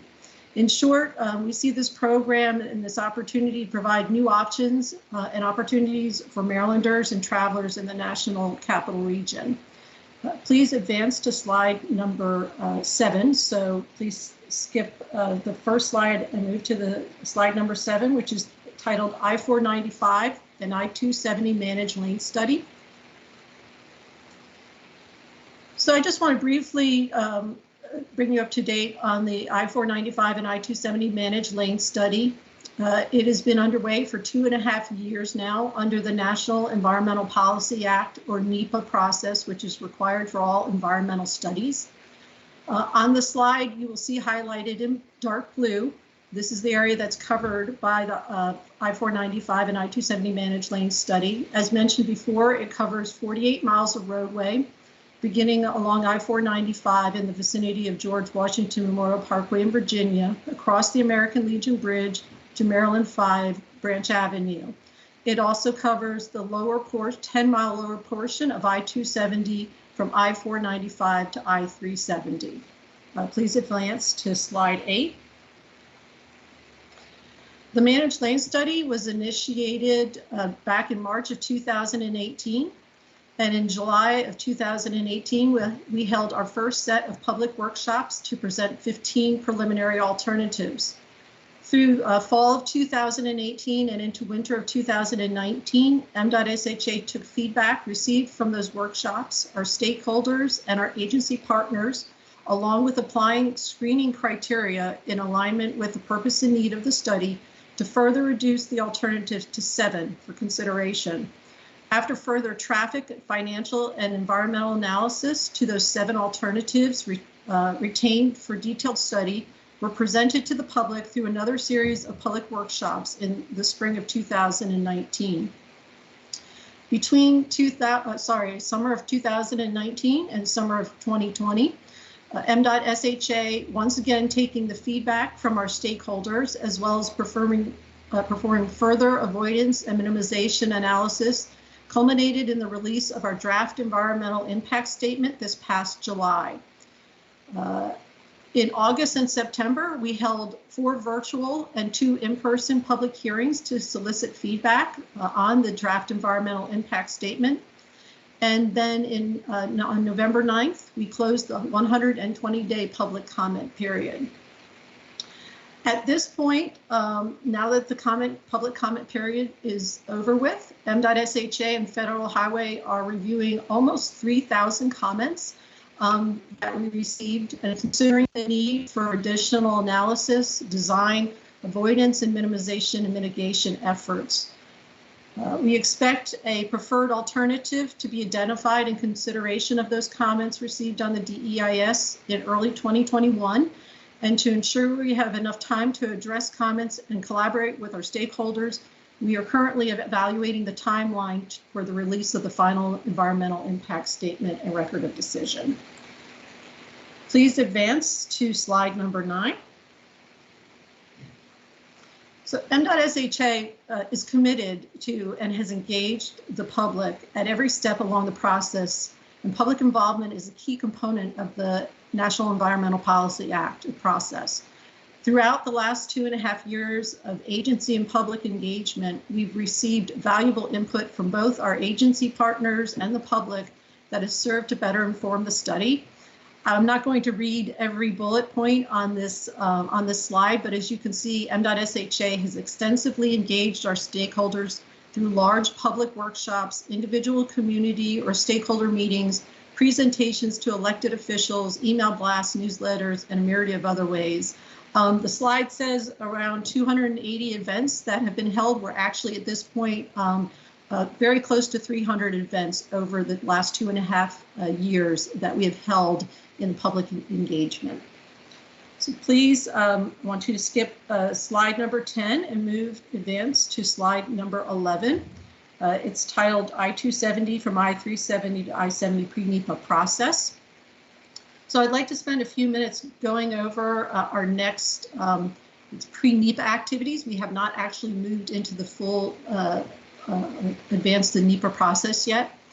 But on this slide, you'll see the I-270 pre-NEPA activities. It involves the upper 23-mile section of I-270 between I-370 in Gaithersburg and I-70 in Frederick. It's highlighted in light blue on the slide. We started pre-NEPA activities or preliminary planning in June of 2019. And last November, we held 4 public workshops to provide the public with an overview of the pre-NEPA activities and seek their feedback on the transportation needs of the corridor, as well as identify potential solutions. The next step in this process, we'll be releasing a pre-NEPA report for the public comment next spring. But in the meantime, we continue to coordinate with our stakeholders and permitting agencies. Please advance to slide number 12. And at this point, I'm going to turn the presentation back over to Deb. Hi. I'm going to refer you to slide 13 as slide 12 is a header slide. And this slide is entitled Partners. And throughout this process, MDOT, MDOT-SHA, and MDTA have worked jointly on this project and have been strong partners with each other. Each of us have been performing specific roles that leverages the agency's strengths, and MDTA's had staff engaged in this project. They come from operations, technical, legal, and the executive office. And we also have an interagency agreement, which the board had been briefed on previously, that establishes our roles and our risks. So overall, throughout this process, MDOT, MDOT-SHA, and MDTA, we talk on a regular basis and we work jointly on this shared project. So I think we're going to go back to Lisa for a couple slides. Thanks, Deb. Deb and I have each other on speed dial. I don't know how many times we talk on a regular basis regarding this program. So I'm going to ask you to advance to slide 15. Slide 15 will show you a graphic of the P3 program phasing.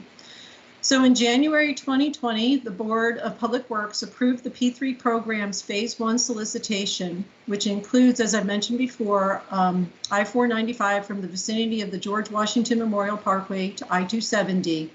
But under phase 1, it also includes I-270 from I-495 all the way up to I-70 in Frederick. This is highlighted in purple on the slide. Phase 1 is approximately 37 miles, which is nearly half of the overall P3 program. Our immediate focus for phase 1 is improvements to I-495 on the west side with the George Washington Memorial Parkway across the American Legion Bridge and up to I-270 to I-370. I also want to mention that this is also part of the limits of the managed lane study. Subsequent portions of phase 1 along I-270 between I-370 and I-70 would follow pending completion of a second environmental study. Please advance to slide 16. So I want to spend a few minutes talking about the approach that we're taking, the P3 approach that we're taking for phase 1. Maryland is using a different model than our past P3s to solicit the phase 1. It's a progressive P3 model, also known as a pre-development agreement. A progressive P3 is a two-step project delivery method in which the selected P3 developer will be a strategic partner with MDOT and MDTA in developing and delivering phase 1. This approach has been used successfully to deliver several highway P3s across the country, similar to Maryland's P3 program, including those in Texas as well as in Virginia. The phase developer will partner with MDOT and MDTA and our stakeholders during the pre-development period, preliminary engineering, to collaborate and advance the design to further avoid and minimize impacts to the environmental resources, communities, properties, utilities, and a whole slew of other features.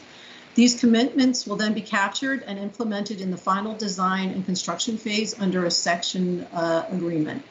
Please advance to the next slide. The progressive P3 approach begins with a solicitation process for the phase developer, allowing for collaboration between MDOT, MDTA, and the proposers.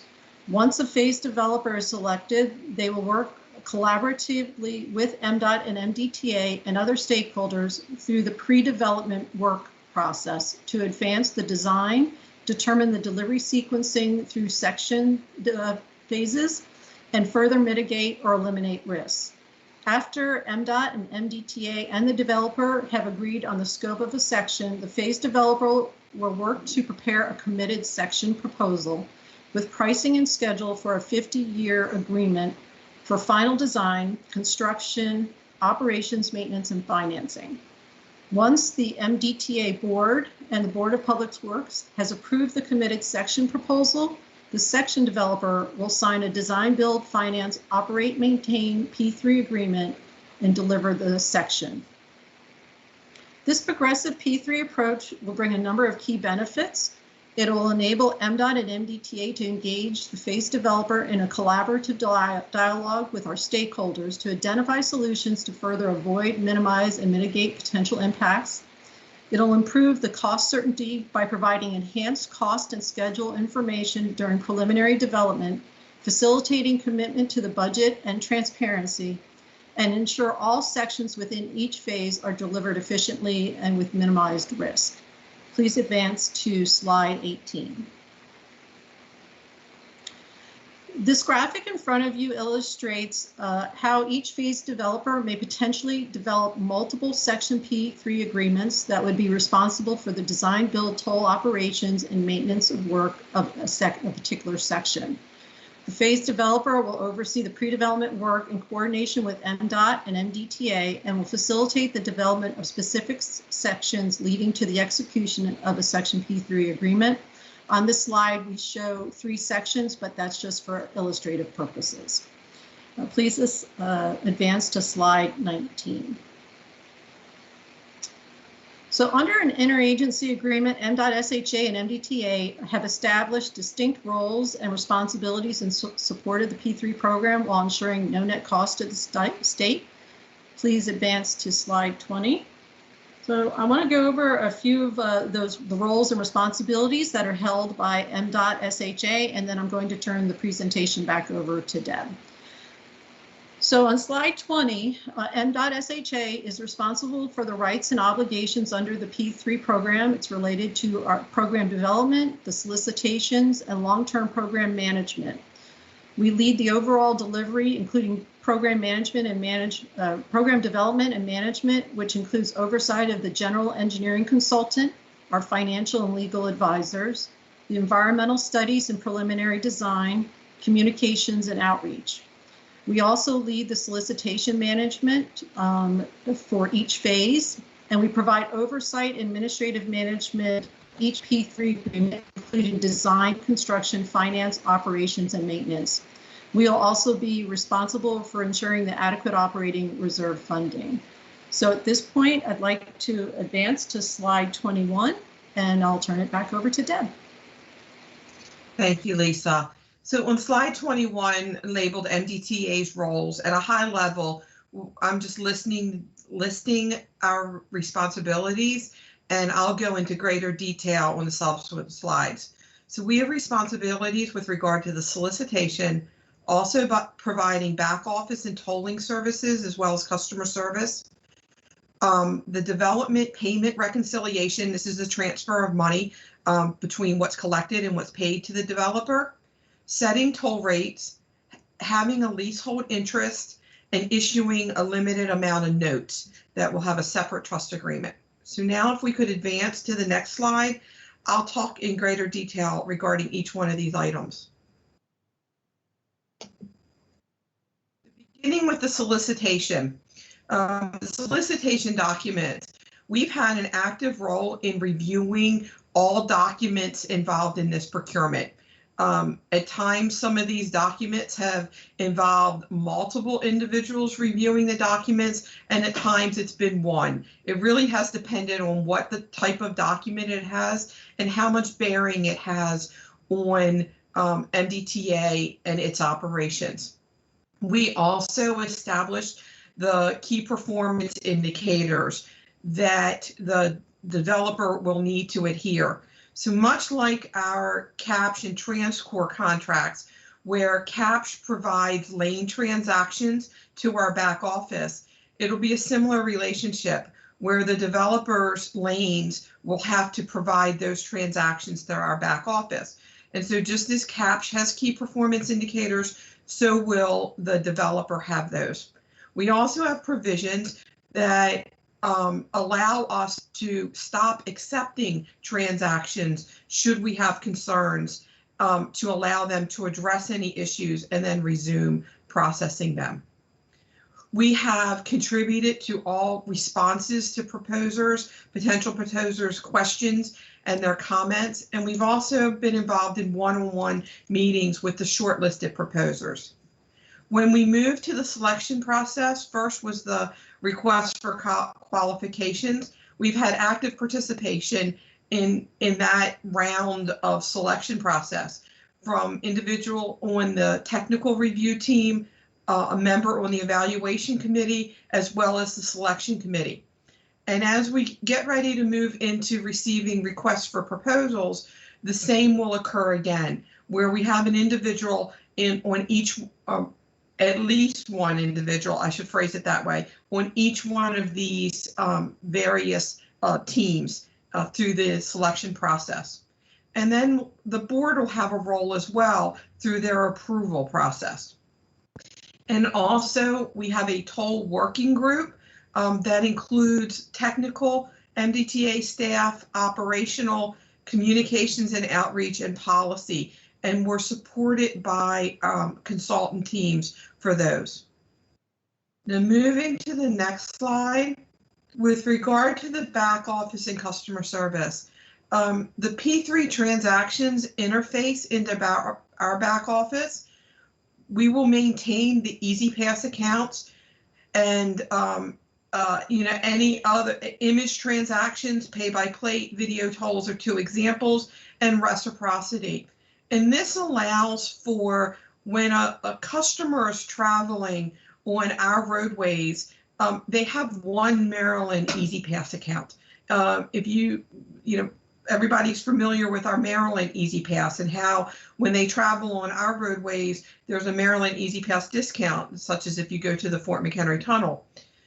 That is limited to Maryland account holders. So that's an additional benefit of us providing the back office services, because to the customer, this is a Maryland facility. They don't distinguish between a P3 project and an MDTA facility. And it allows for the consistent customer experience that Maryland wants to provide to their customers. So that also entails the operations of the call center and the communications channels that we provide MDTA customers. Those same channels will be available to the P3 project. Now, in providing these services, we've developed a cost reimbursement model. And the developer will pay we're calling it a net EasyPass transaction fee, that we calculate the cost of processing transactions. We calculate them at an EasyPass level. If it's a pay-by-plate level, we have estimates. We calculate if we're processing video tolls. And when we're processing video tolls, we calculate this at each level of collections. NOTD, citations, court, MVA, and CCU, that we break out our costs based on each one of these escalations. So the cost reimbursement model, depending on the type of payment, has either the developer paying for that or the payment will come out of the operating reserve.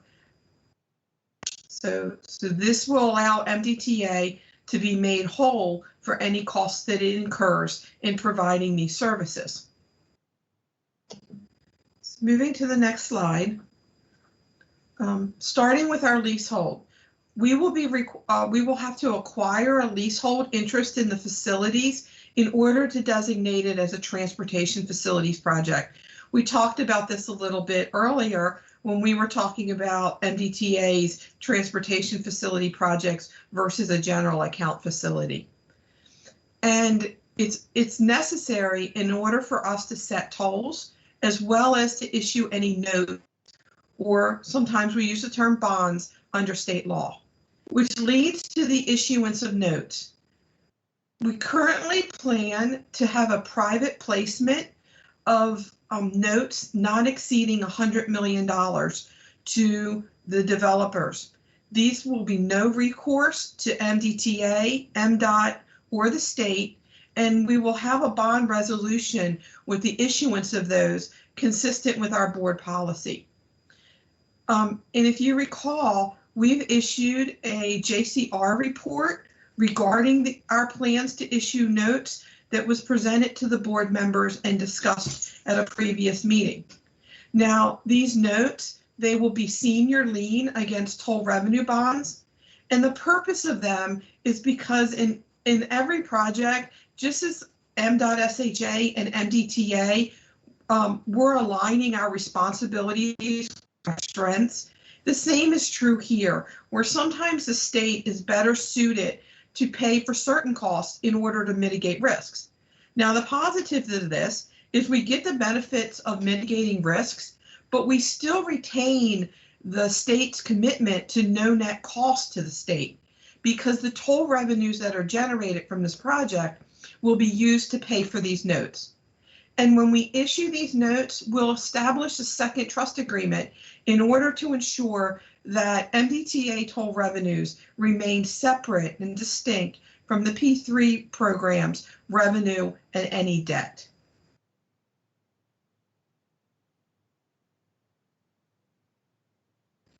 Now next, I'm referring to slide 25, which is labeled Developer Payment Reconciliation. And on this slide, you can see we have a simplistic diagram of the flow of funds. So beginning in the gray box, you see that all toll revenue, regardless of the source, comes into a receipts account. This is consistent today as well.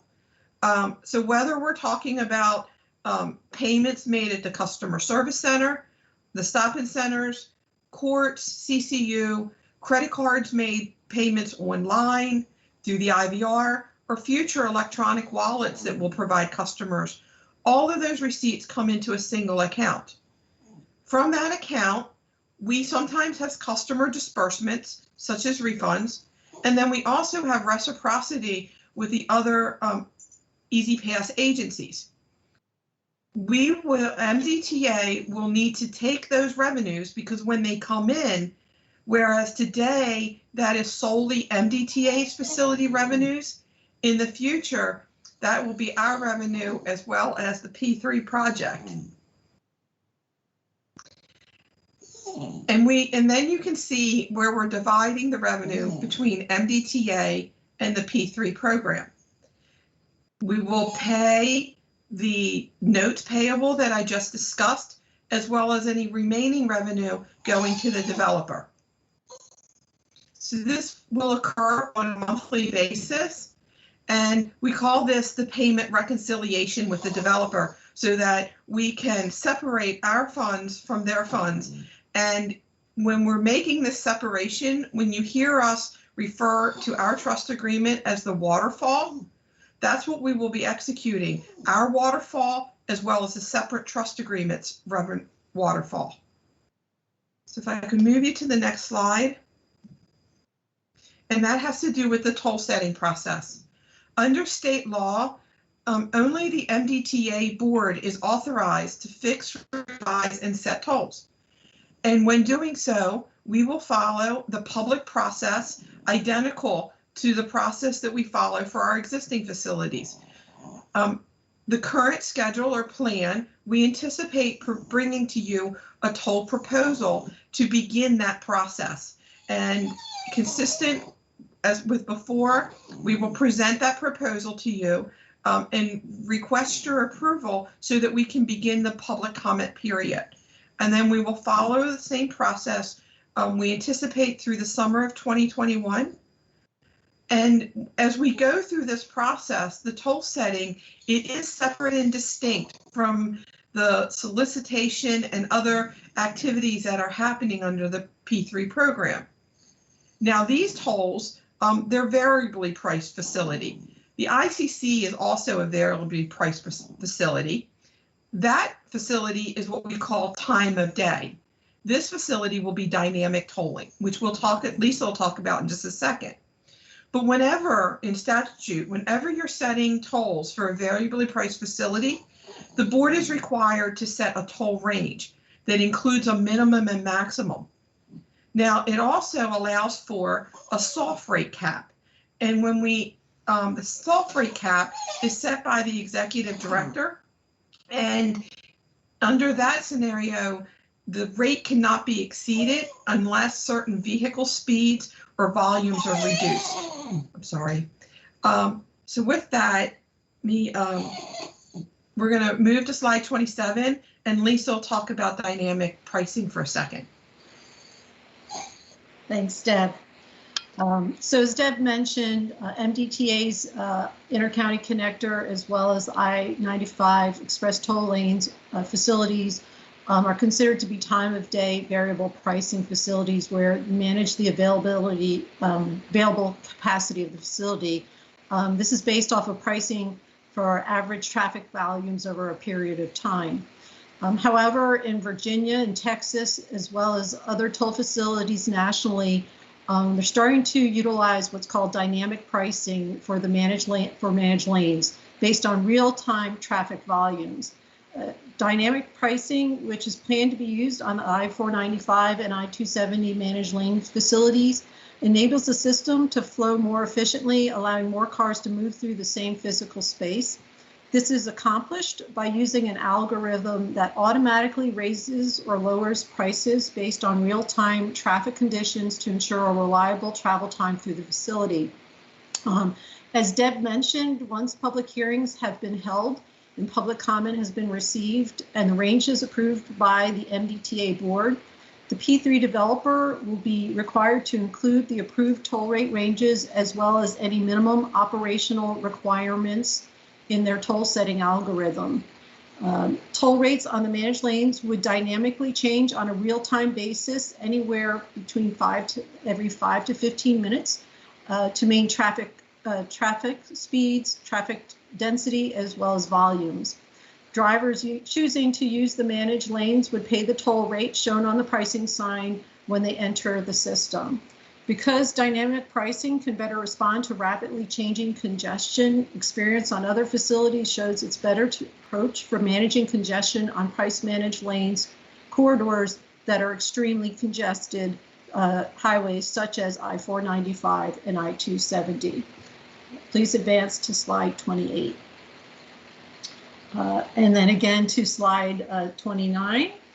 I want to discuss very briefly the timeline that we are looking at right now for the phase 1 solicitation, as well as the phase development timeline and key touch points with the MDTA board. We are currently in the second step of the solicitation process for the phase 1 developer. We expect to have proposals from the shortlisted teams by the end of this month, and in February identify the successful proposer to be our phase 1 partner based on the overall goals established for the P3 program.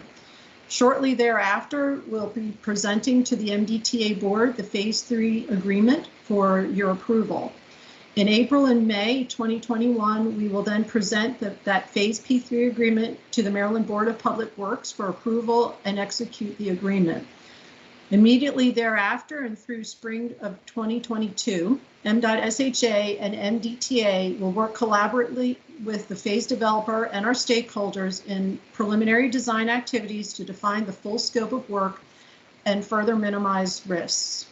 That spring of 2022, once the phase developer has prepared a committed section proposal, we will seek approval from the MDTA board for the first section P3 agreement, which will be focused on the American Legion Bridge to advance for final design, construction, financing, operations, and maintenance for a 50-year term. We will then seek Board of Public Works approval in summer of 2022 for the Section P3 agreement, and the section developer will then begin delivery by fall of 2022. At this point, that's the conclusion of our presentation. Deb and I are available to address any questions that the board might have.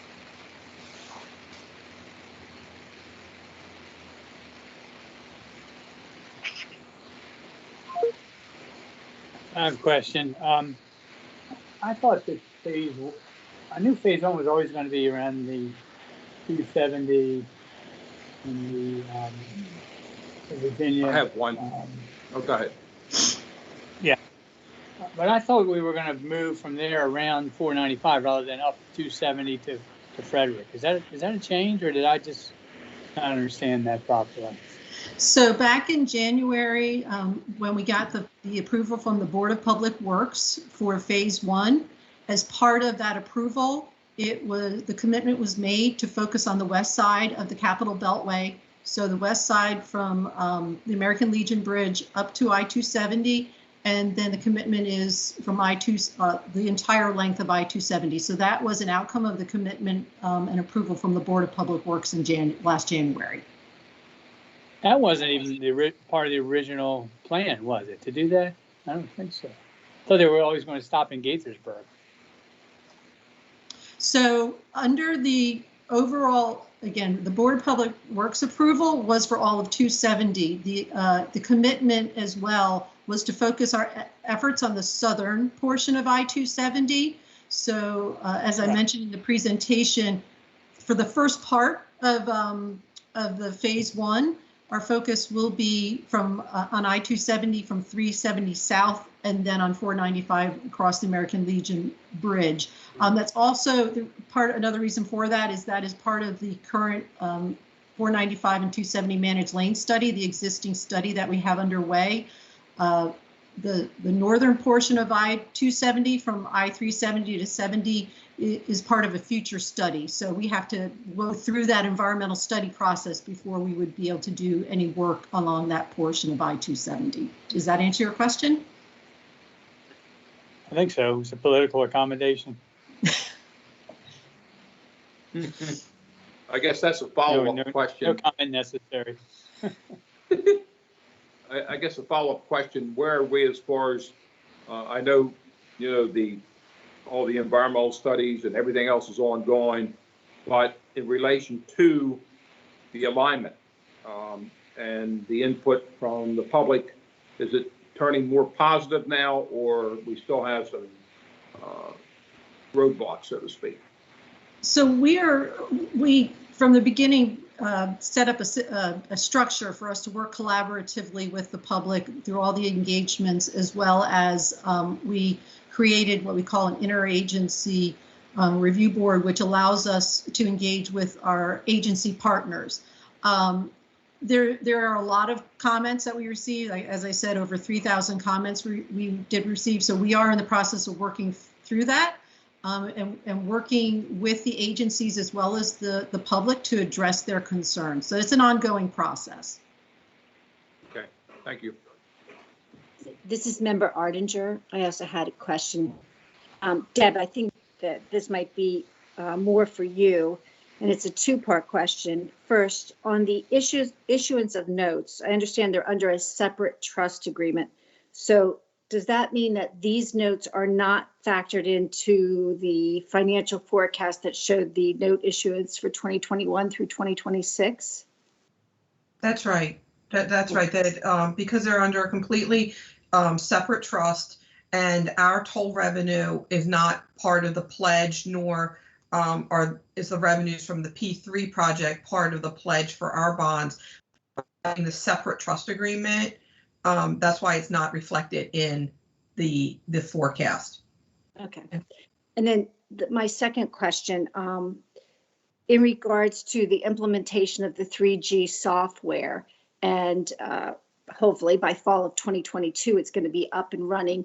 I'm assuming that part of the software will be tested and will be able to handle this dynamic pricing, or is that something that's already in the testing process?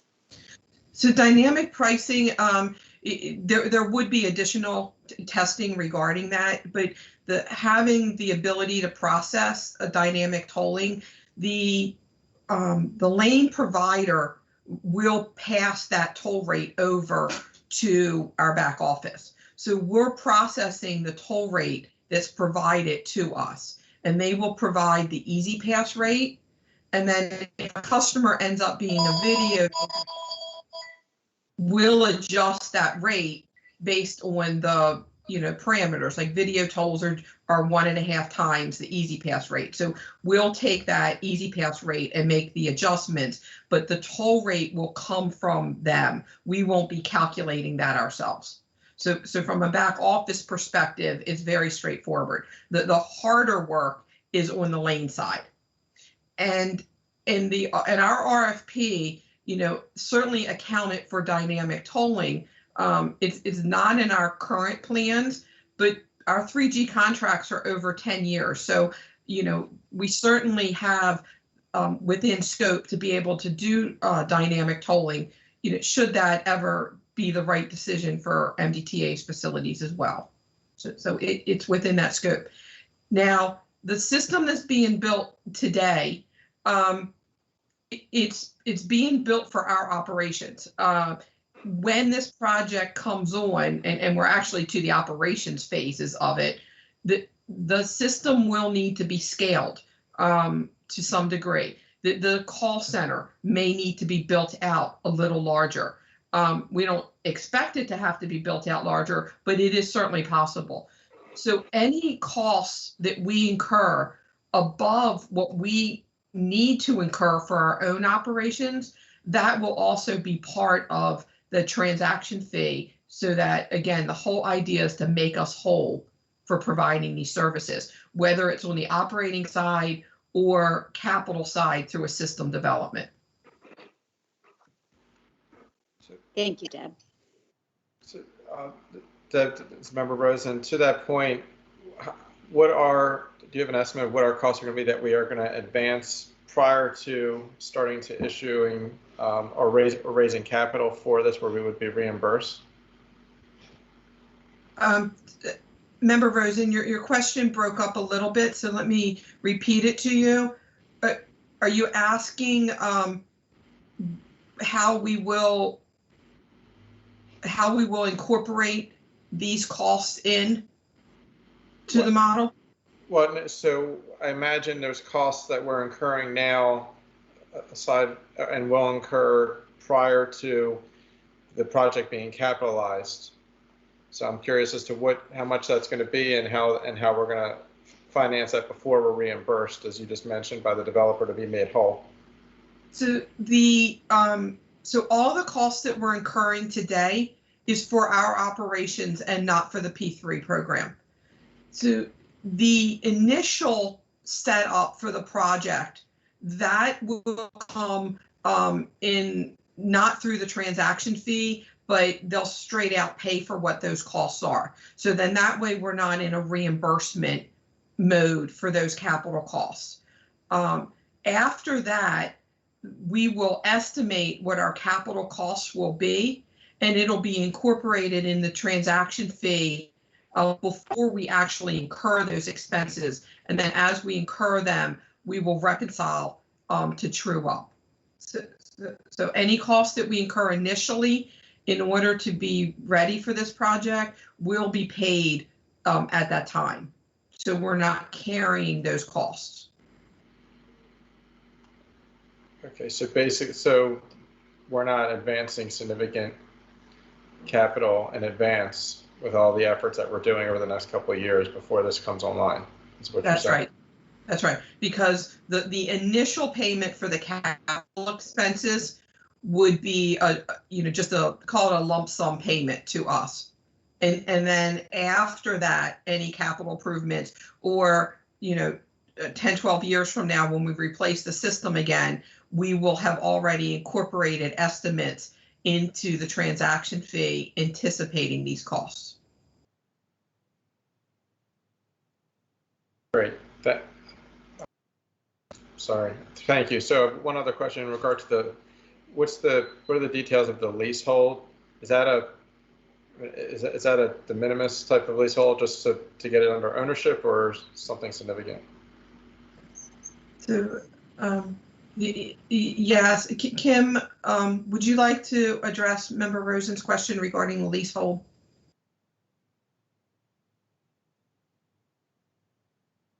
Yeah, sure, Deb. So just for the record, it's Kim Millender, Principal Counsel for the Transportation Authority. So the leasehold interest is required. Any property rights, in order for us to declare this a transportation facilities project and for the board to exercise its tolling and bonding authority, you actually have to have a property interest in the project. So the underlying fee will still be owned by MDOT SHA. But we will take a leasehold interest. And we've done this on similar situations where we have conjoining highways and roadways for other facilities as well. Thanks, Kim. Mm-hmm.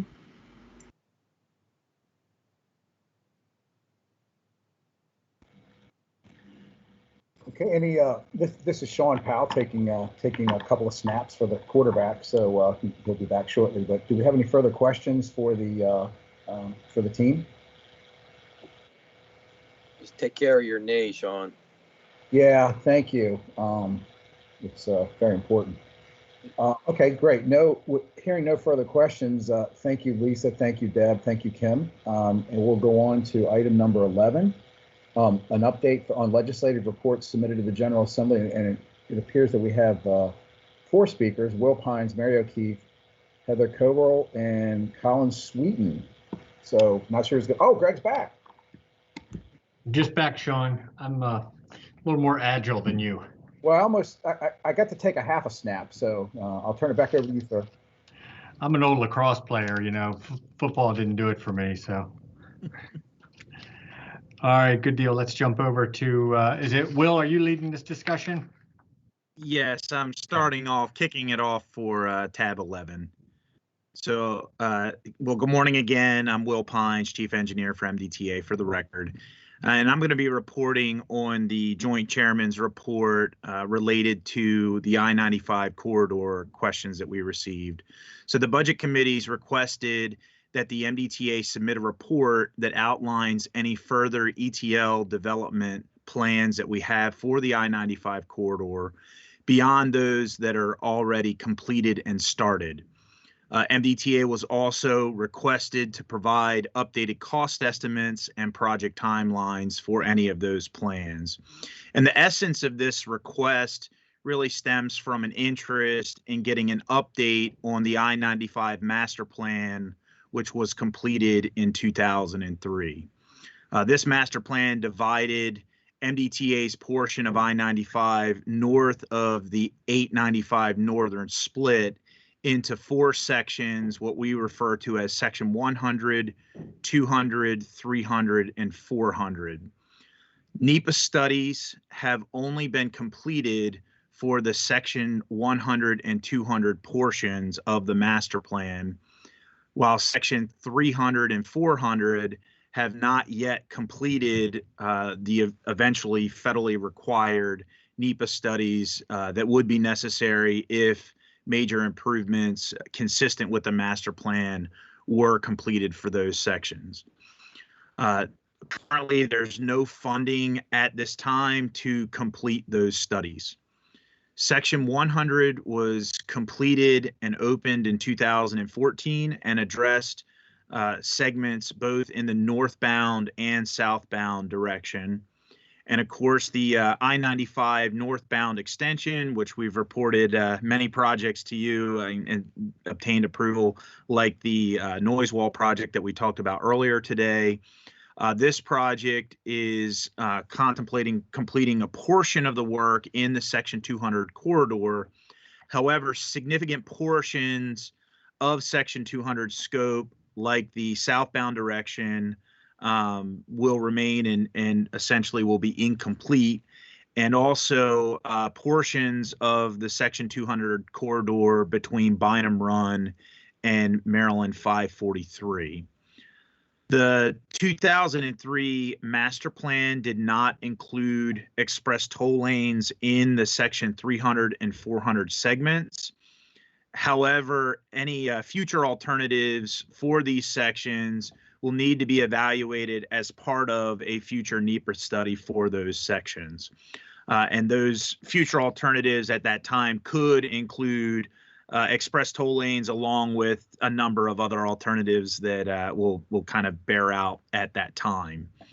MDTA does not have cost estimates on any hypothetical alternatives for section 300 or 400 at this time, and also does not, again, have any funding to support a study to be able to develop cost estimates for any kind of alternative that could be contemplated for those areas. However, consistent with our trust agreement requirements, MDTA will continue to keep the I-95 corridor in safe and good working order. We'll continue to perform necessary system preservation, safety, and other improvements, the projects along the I-95 corridor. And this will include projects that are already started in some ways, like the Belvedere Road interchange in Cecil County, the I-95 southbound part-time shoulder use project in Harford County, which the board voted for the MDTA to move forward on in November of 2019, and also the eventual all-electronic tolling conversion of the JFK facility for the existing tolling that's just north of the Tidings Bridge. All of these types of projects will continue to move forward and are separate from things that were contemplated in the master plan. MDTA's current CTP includes $191 million for projects in the I-95 master plan limits, but which are not part of the I-95 express toll lane northbound extension project. So ultimately, this provides a summary of what we plan to provide to the budget committees, and I would be happy to take any questions at this time.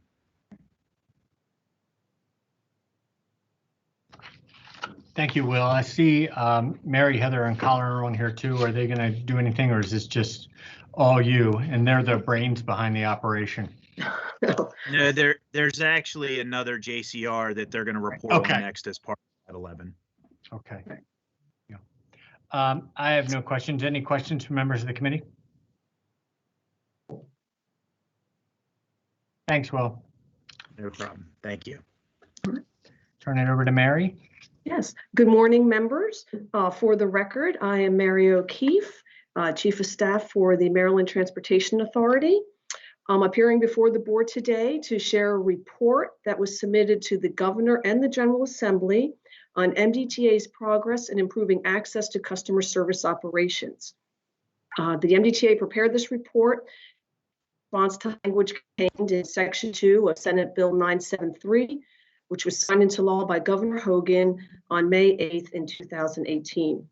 The language states that on or before December 1st, 2020, the MDTA shall report to the Governor and the General Assembly on its progress in improving access to its customer service operations, including enhanced use of emails, text messaging, and other methods of wireless communications.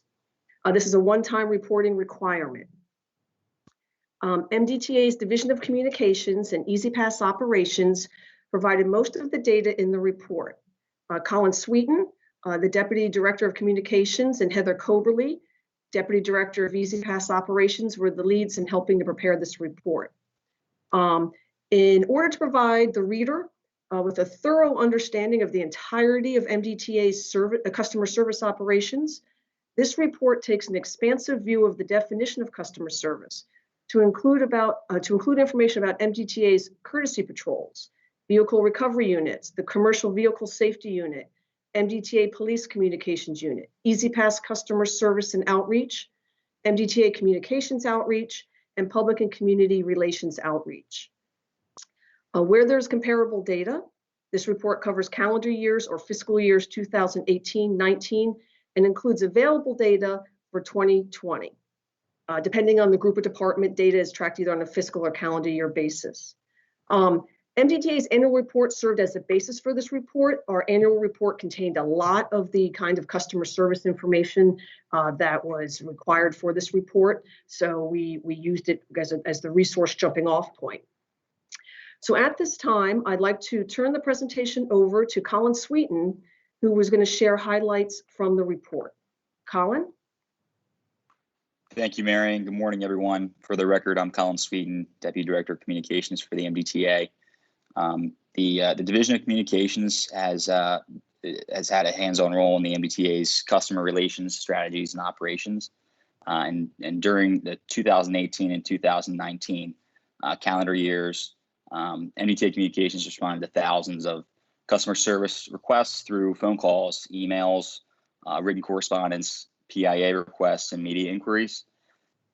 And MDTA Communications has also been, during 18 and 19, been promoting the 1877 baseband hotline and all Bay Bridge related news releases, traffic advisories, tweets, and other marketing. And the baseband hotline, which provides 24/7 real-time Bay Bridge traffic conditions, and it reminds motorists about Maryland's 511 traveler information system. It saw an increase in usage from 689,600 calls in calendar year 2018, and that was up to 1,050,000 in calendar year 2019. And the baybridge.com website also saw an increase in usage from 506,000 to 665,000 unique visitors over the same period of time. 2018 was the MDTA's first full calendar year of using GovDelivery, which allows customers to stay informed on ongoing roadwork and projects based on their commuter route. And they get updates via email or text alerts. They can also receive both.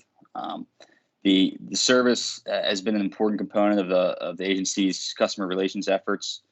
By the end of calendar year 2019, the MDTA had grown its GovDelivery subscription base to 49,400 and sent more than 230 bulletins in the form of traffic advisories, news items, and news releases. In the calendar year 2019, the MDTA added a new commercial vehicle option through GovDelivery. This notification sends alerts to commercial vehicle and wide load vehicle operators regarding major traffic events at the Bay Bridge that could potentially impact their delivery routes. This service was used to send out alerts regarding width restrictions and traffic impacts during the westbound right lane rehabilitation project in 2019 and early 2020, which you all are familiar with.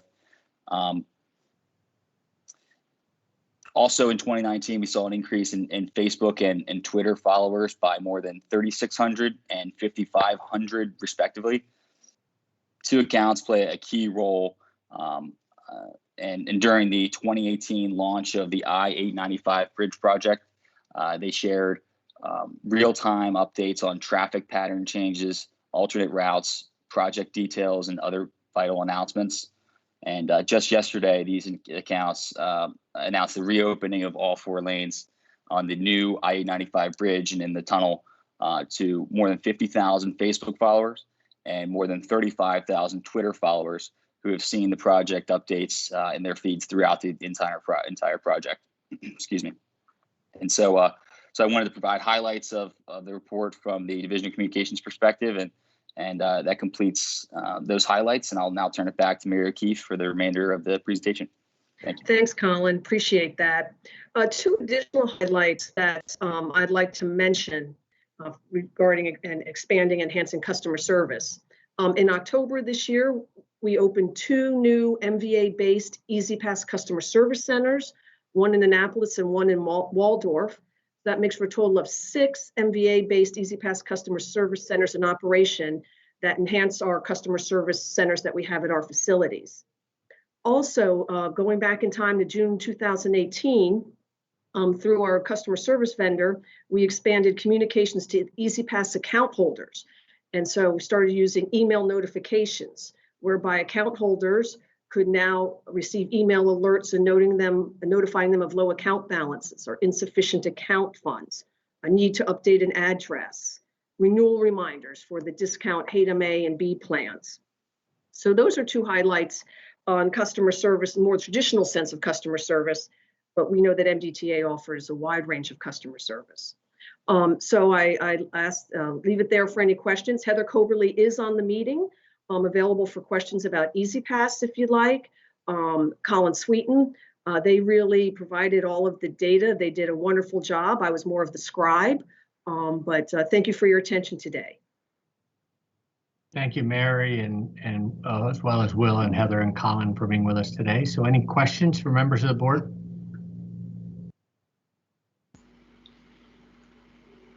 Mr. Chairman, I'm just curious what prompted this particular request by the General Assembly. I know it was 2 years ago. It was 2 years ago, but I didn't know if anything prompted the language in the bill that I'm sure contained a lot of other provisions. Right. Thank you for that, Member Rosen. The bill was passed before my time at MDTA, so I'm not aware of the specific conversations that prompted it. But we feel that we've fulfilled the requirement, and we're very proud of our product. Member Rosen, I might add, some of the conversation that I've heard around this topic is really trying to understand, how we can kind of work with the population that may need to use our facilities, that may not have kind of bank accounts and credit cards and those types of things. So how you kind of manage that from an equity standpoint. Thank you. Okay. Any other questions? Thank you all. At this point, speaking of the General Assembly, I'll switch it over to Brad to give us an update on the upcoming legislative session. Thank you, sir. Good morning, Mr. Chairman and board members. I'm here today to provide a brief update on the upcoming session of the 2021 Maryland General Assembly. To say the least, this will definitely be a unique session. The House leadership remains unchanged, while the Senate leadership on the Republican side will now be led by the team of Minority Leader Brian Simonaire and Minority Whip Michael Huff. Opening day is on January the 13th, and the intention is to hold a full 90-day session. As you will recall, due to COVID-19, a full 90-day session was not held last session. Public access will be highly regulated and limited. All hearings will be in virtual format with limited witnesses and will be live streamed. Hearings will begin on the second day of session, January the 14th. Senate committee voting sessions, however, will be held in person so long as the pandemic does not take a turn for the worse. Floor sessions will also be live streamed, and those floor sessions too will be limited. Due to its smaller size, the Senate chamber will be allowed to accommodate all senators for floor sessions. However, the larger House body will look much different. The House will meet simultaneously in 2 locations on campus that will act as one legislative body. 70 delegates will sit in a chamber annex in the House office building, while the remainder of the chamber will be seated in the House chamber. We know that there's an unusually large number of pre-filed bills that are in the works, over 800 to be exact. But at this point, none of those have been dropped, so we don't know exactly what is in them. We will continue to monitor these bills and keep you updated on any impact to the MDTA. Also, I would like to take this time to introduce our new Assistant Manager of Government Relations, Kaylee Leager. Kaylee is from the Eastern Shore, is a graduate of Liberty University, and has experience working in the General Assembly, which will definitely come in handy for us. Kaylee is watching the live stream of today's meeting, but will be joining a future board meeting on Teams. Finally, while I have you, I would like to update you on the 2 COMAR items that the board voted to approve earlier this year. 1, to reduce the civil penalty for toll violations, allow for a pay-by-plate payment option, and allow for an early payment toll discount, and the other to set soft caps and dynamically tolled facilities. These COMAR changes have made it through the COMAR process and are now official. I'd like to thank you for your time, and at this point would be happy to entertain any questions, although I will be honest, you might have more questions than I have answers. Thank you. Thanks so much. Any questions from members of the board? My only comment is I like the beard that he's put on. So it's thank you, sir. I will let my wife know that. I was thinking it was a little, based on the video we saw earlier, it's a little Jim Port-esque. Well, I'm taking the lead from my fearless leader, Executive Director Jim. You look like George Harrison in his younger days. He was my favorite Beatle, so I'll take it.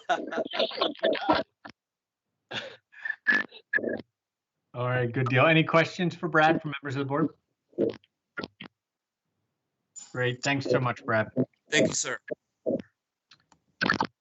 Now, at this point, we're going to switch over to Deb to give us an update on the 3G item.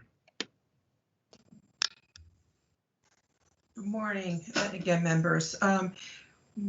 In your board materials is a slide deck that we began using last month. This slide deck primarily, honestly, exclusively focuses on TransCore, which I'll get to in 1 second. Next month, we plan on also incorporating slides to address CAPTCH.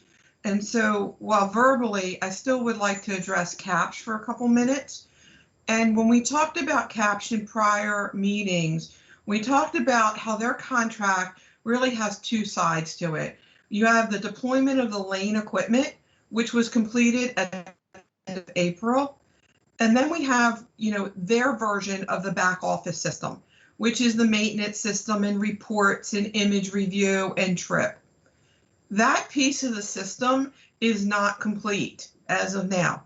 We focused largely on TransCore because their timeline is affecting our go live, but it is worth noting that we are still under deployment with CAPTCH as well, and working through issues involving the ROM system, trip construction, and reports are examples.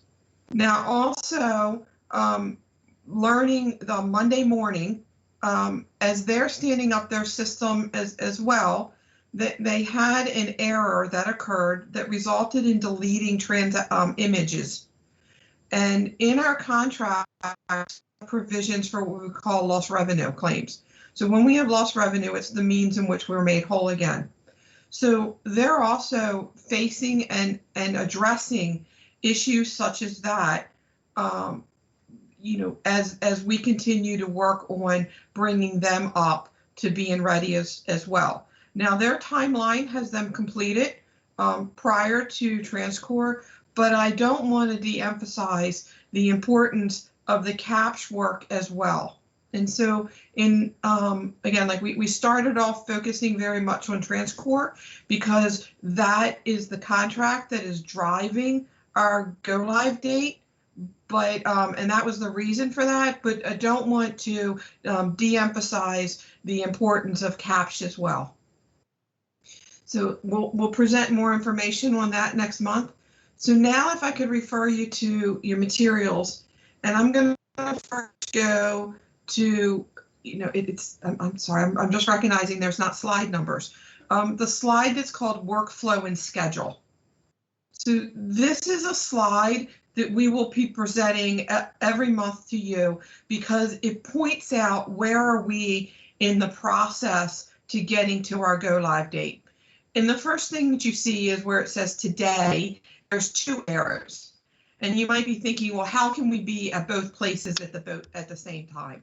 And the reason for that is the last build is being released this weekend, and then we will have a code freeze. But at the same time, the data migration validation task, that has been completed. And that's why we're showing where we're at 2 places at one time. So the validation has been completed. It was yesterday that was completed. The work started over the weekend and was completed on yesterday evening. And then we have the build 16 that will be released this weekend.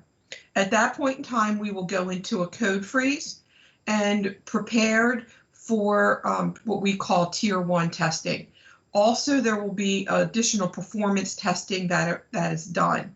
And I'll talk about performance testing a little bit more in a couple slides.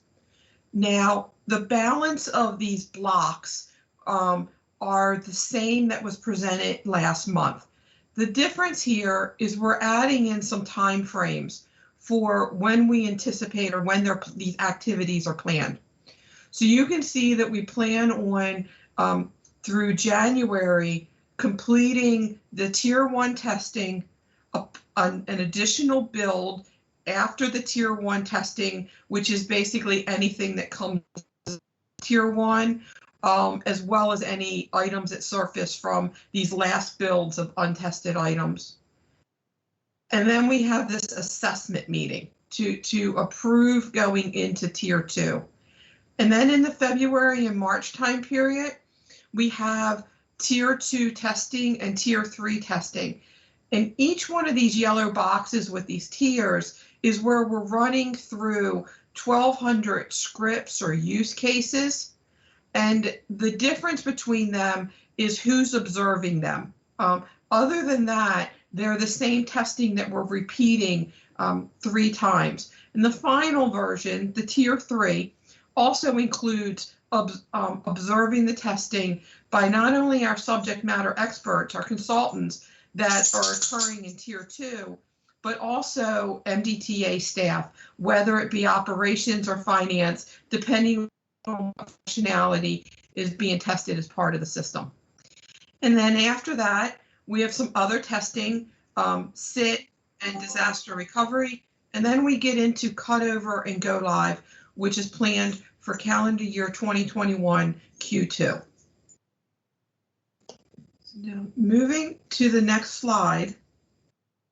And this has to do with the builds. And where are we with regard to these builds? They are, as I said, we're through 16. We have, I'm sorry, I'm showing from November and December. So then that way you can see what the change has been since the prior month.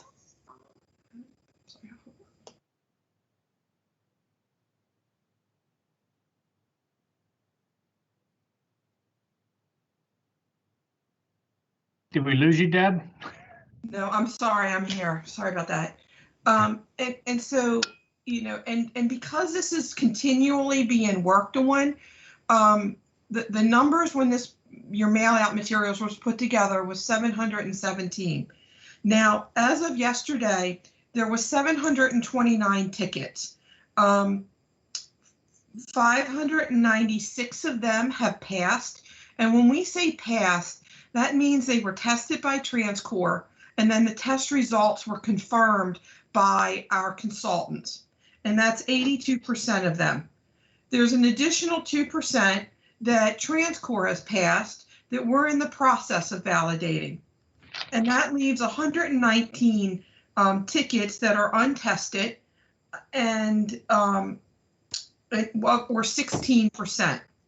Now, 30 of those are what we call external interfaces, and they will, they're able to be tested at the same time that the tier 1 is occurring. A lot of times they're proof packages, those types of items. And if there would be an issue with one of those, they do not affect code in the same manner. And then 14 of them are reports. So as we are going into this code freeze, you can see that the number of tickets that we have outstanding continues to decrease. And therefore we feel that we're entering into a period of good condition in order to be ready for the tier 1 testing. So next, moving down to the next slide, which has to do with data migration and performance testing.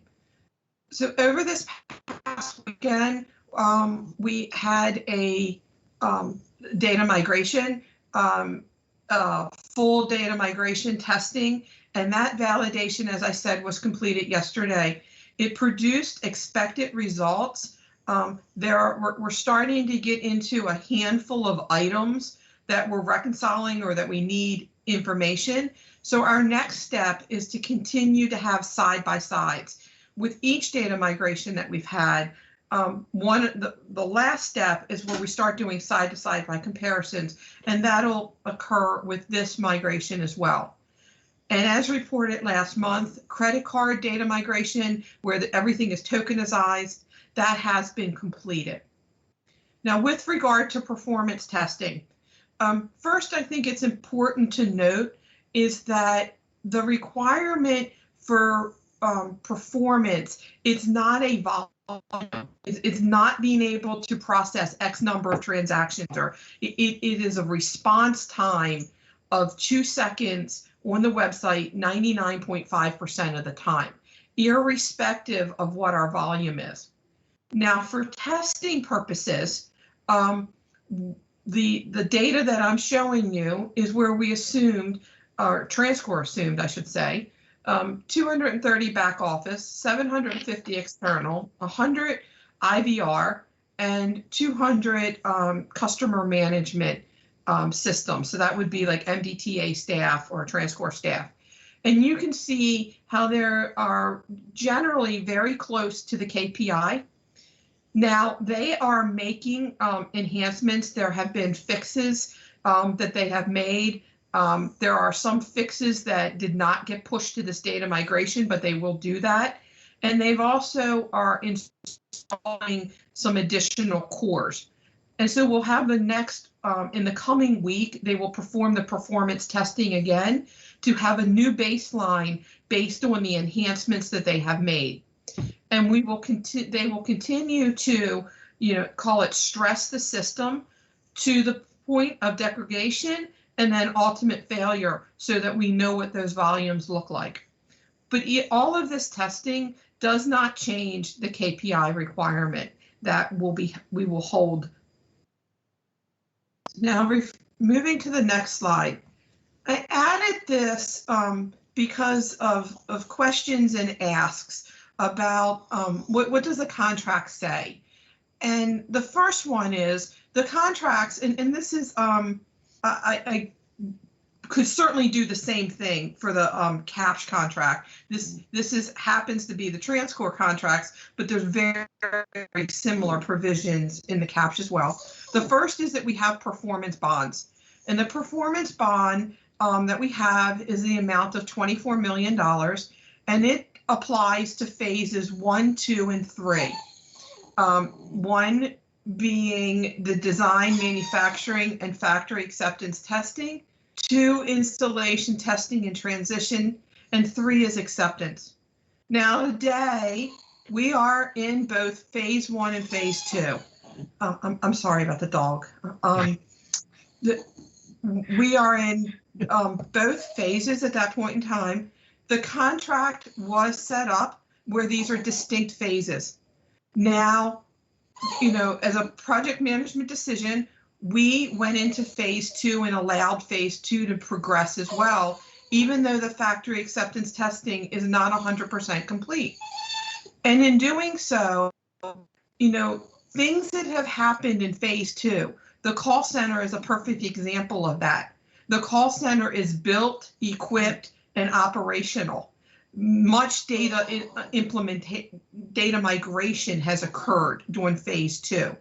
So we allowed and pushed the project forward because had we not done so, not would we be talking about a go live in quarter 2 of calendar year 2021, we would be talking about a go live date much further into the future had we not started the work of phase 2.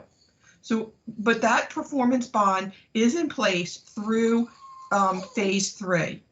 Now, once we are accepted through phases 1 through 3, and we move into 4, there will be a separate bond for years 1 and 2 for phase 4.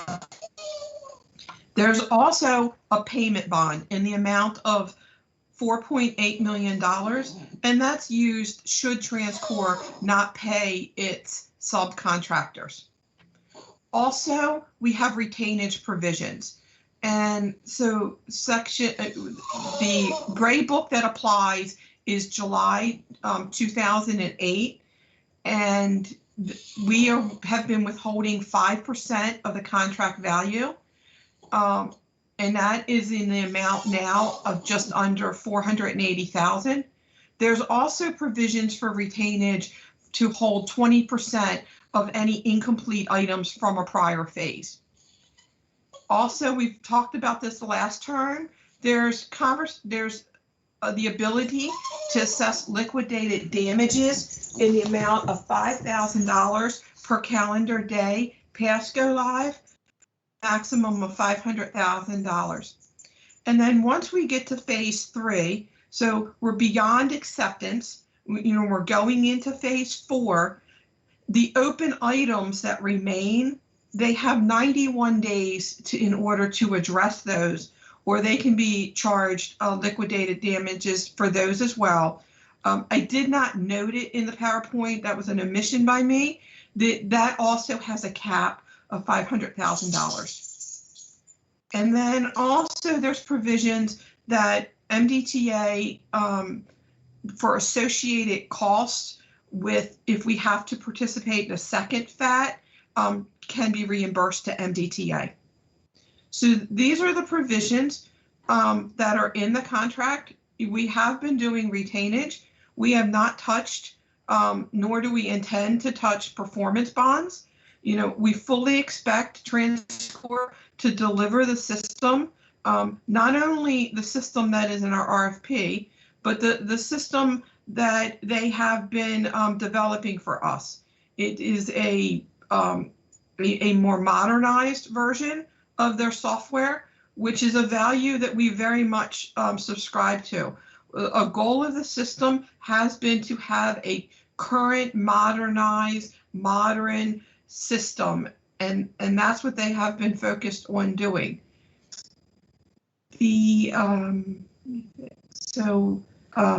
Like I said, we have withheld retainage, and we've had conversations with TransCore regarding additional costs that MDTA are incurring.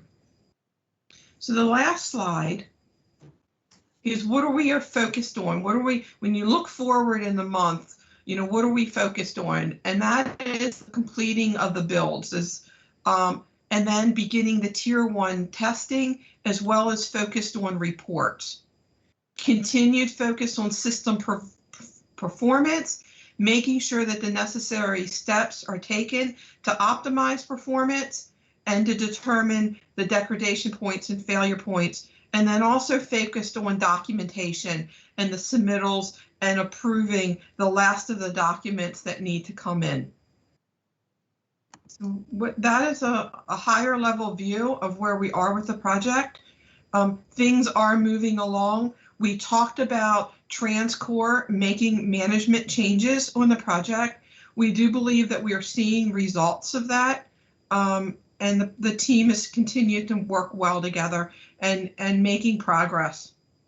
And you can see that with the testing, the pass rates for the test, and the fact that we are staying where we had said we would be, a few months ago. The schedule's not slipping. We had an executive steering committee yesterday with them, and one of the questions we talk about every single time is schedule. And even we talked about recovery and is a recovery schedule needed for what they're seeing? And the response was no, that no recovery schedule is needed. With that, I'd be happy to address any questions.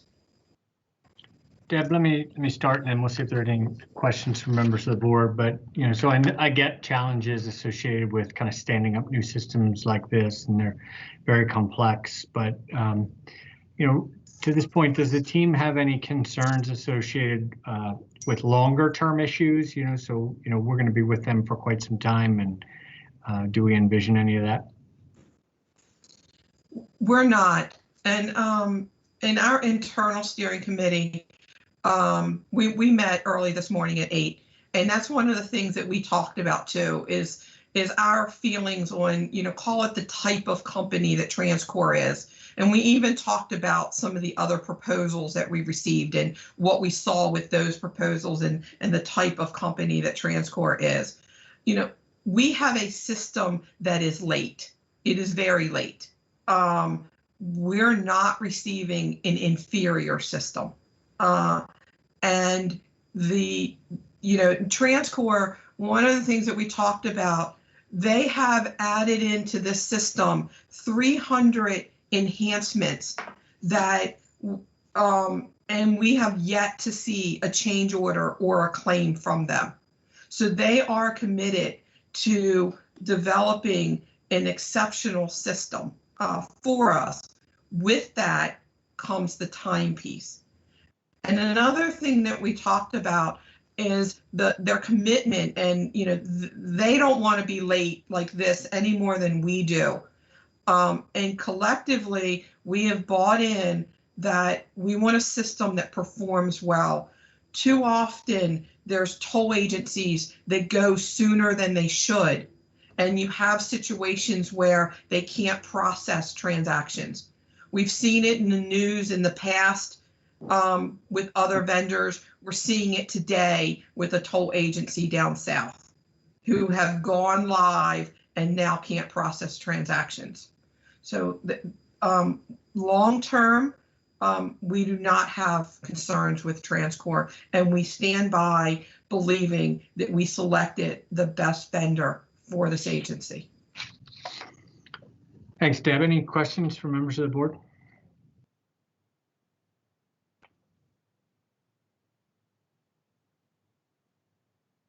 John, I think you're muted. I'm sorry, I apologize. It sounds there are some bright spots in this report. The fact that you're having some success. I like the fact that we're this has been, the testing side of it is being presented in a little more detail. The performance testing is very important because a reliable system allows us to move on and reduce our extra expenses. And in looking at that, and just for clarity purposes for the board, and if you can speak on this, that's fine, Deb. If you can't, understand. But the financial, the financial impact on a delayed system in terms of revenue streams is we have two systems going, right? Or one trying to go on the other, but we're running sort of both. And just to clarify, because maybe we were perceiving this as impacting revenue streams greater than it was, could you comment on that? And then also the cost itself of running two systems and the delay, the cost in delaying the implementation as it relates to our other expenses such as consulting fees and other things. So there's like three segments of that. It would be, we got the performance testing piece going, but running alongside of that, I think that as a board member, I would like to see the financial impact along projections along that, running dual with the performance testing that it appears we're having success with. Does that make any sense? Yes. So the performance testing, let me start there, and then I'm going to move over to the financing side. The performance testing, it's about the speed and the responsiveness of the system. We hear on news stories, right? Whether a healthcare system or whatever type of systems, and the public needs to go onto these sites, and then the system just spins and it doesn't respond. That's what we mean by the performance testing, the responsiveness of it. so that when we run reports, it's quick. When we're working on the system, it reacts quick to our keystrokes and clicks on the website, it responds quickly. So we will, that is another path of testing that we, when I say we, and I truly mean we to mean MDTA and TransCore, because we absolutely see this as a partnership. So I just wanted to clarify that we, I do not mean MDTA, I mean we, the team of TransCore and MDTA. We are stressing the system to make sure that it can perform. We see systems go live and they stumble and they don't respond. That's what we mean by the performance testing. And that's just as we have the software development that's occurring and the testing that's happening, that performance testing will keep occurring to the point of trying to load it so heavy that it fails. That isn't any type of financial performance. And with regard to systems running, one of the things, we're only paying a single vendor for activities. So we're paying CAPS for the lane activities, but we're not paying conduit to operate the lanes. We're paying conduit for back office services, image review, trip construction, Easy Pass, mailing NOTDs, but we're not paying CAPS or TransCore for those services. So we're not duplicating payments for the same services to vendors. So when we talk about like having multiple systems going, when it comes to a function that's performing, only one is in production. The others is in some type of development or test platform. Now, if I move over to the finances side, and I was in a conversation recently, and it was about revenue, and it was, revenue was impacted, and I was saying no, transition is not impacting revenue. But was really meant was net revenue, and net revenue was completely different, to at least to me. So net revenue is where we incorporate what is revenue less our expenses. And so from a pure revenue perspective, conduit is processing transactions for us. The NOTDs are going out, we're collecting tolls. We are pushing transactions from the CAPS system over to conduit system. It is very difficult. We face many challenges, many reconciliations, but at this point in time, where we stand with transition, conduit is not sitting waiting for transactions to occur. We haven't processed I-tolls yet, which normally we would have. That is where a customer has an Easy Pass account and the transponder did not read. Either they're waiving the transponder, it's not in their vehicle, or the device did not read. Those have not been processed yet, but they will be processed and therefore will not have an impact on revenue. Now, when we get to net revenue, where we're incorporating expenses, that's where not transitioning has had an impact. So on a net revenue perspective, the TransCore and CAPS system, their operation and maintenance costs are lower than conduit. And so we're recognizing the benefits of the lower CAPS costs because we're paying them for the lane operations, but we're not reaping the benefits of the lower TransCore costs. And they're estimated at about $716,000 per month is how much less the TransCore O&M expenses are compared to conduit. So that affects the operating budget.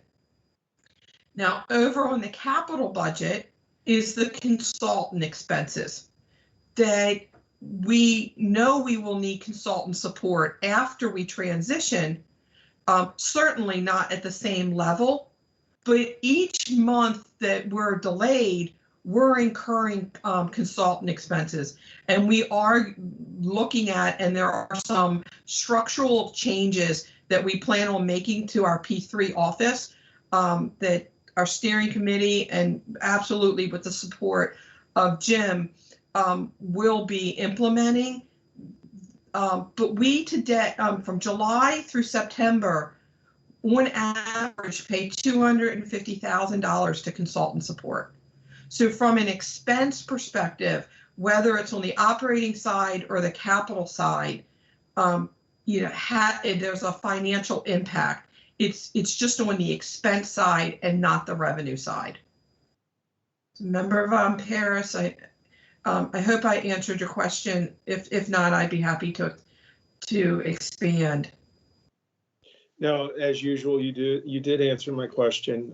I guess I would like to, I don't know, just for me, just my view is to see how that all adds up, how it all adds up and impacts us. That's all.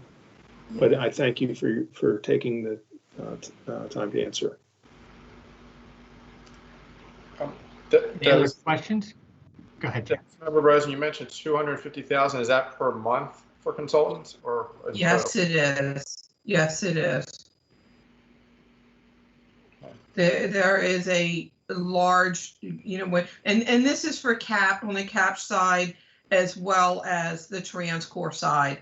And it costs like those, and just some changes that we feel like operationally we will be more efficient in that office is something that we're looking to reduce those costs.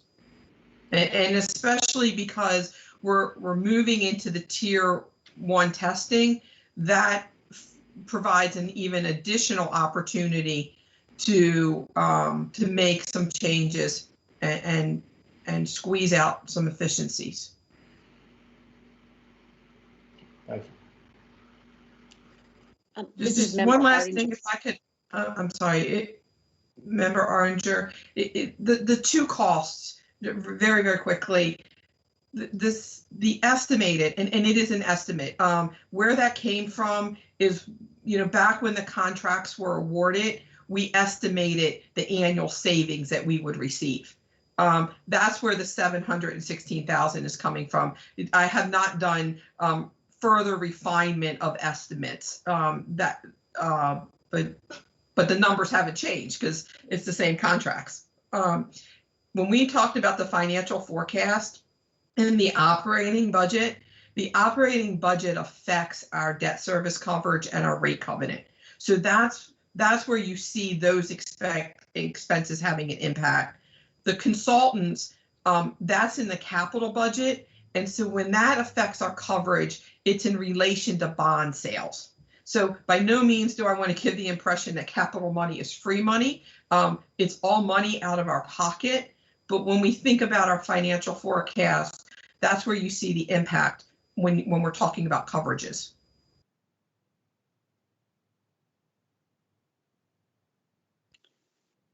I'm sorry, Deb, this is Member Ardinger. So just for my own clarification, sort of a what if we would have, if the 3G program would have been implemented in the time frame that we thought, what costs would we not have at this time? And I think you answered this, but I want to make sure I understand this.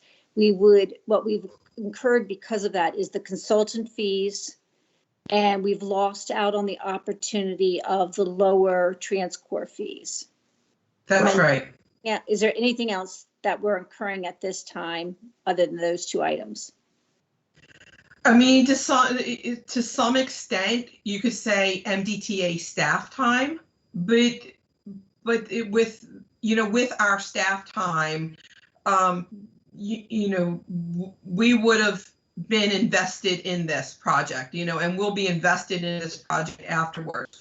And I think, the staff time also, not only with testing and all that, but it's with documentation and these further enhancements that this system will bring us. And one of the things that exists today is you know, I guess what I'm saying is we are incurring costs now. It is our sincere belief that long run, we will benefit. And an example of that is today our system is not current by any means. We've talked before about our website and just the improvements that we will see with our website is unbelievable.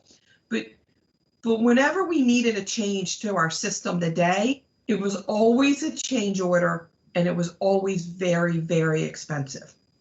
And so in this RFP, we wanted a modern system that stayed current. And one of the things that TransCore was part of their proposal is as we keep our system modern and as they provide enhancements to their other clients, we raise our hand and say, I want that too. And our costs are local testing and if we have any equipment. So part of this going to the newer version of their software, how it aligns with what our goals were and will allow us to keep our system modern in the future without incurring significant costs like we do today.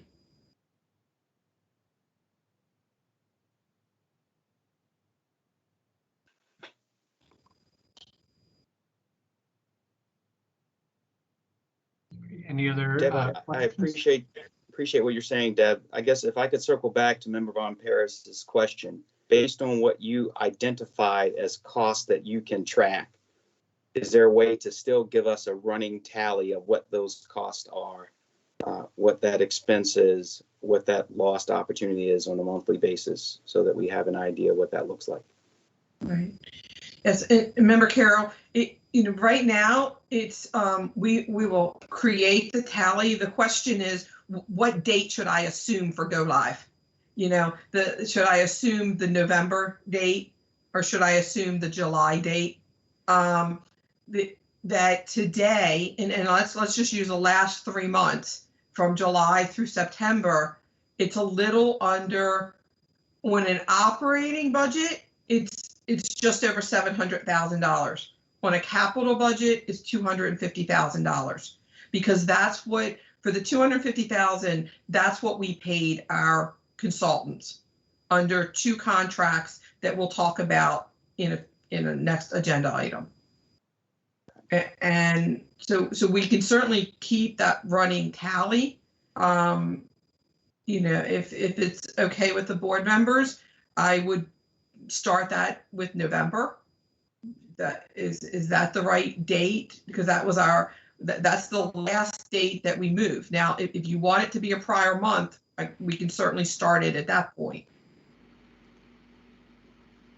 So would the appropriate date be the first time we had to extend beyond the original go live date? We had provided concurrent delays that extended the date to May 4th. And that's because we had implemented AET at that time, and with changing from the plazas to AET, we could not go live before then. So the February, sometimes we talk about a February date, that date was officially changed to May 4th. So I think what sounds like July then would be the start. You want to go back to the original date, right?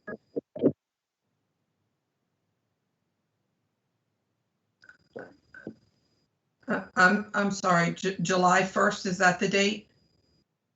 If we use back, using the logic that I think you laid out, would July be the date that we'd actually want to start from? July 2021. July 20. July calendar date, July 1st, 2020, which is fiscal year 21. Yes. Is that the date that they were supposed to be done by? I guess that's the question. I think that's what really Member Carol's asking, is to go back to when they were originally supposed to start. The original go live date was what? February, early February. That date from a contract provision was moved to May 4th because of concurrent delays.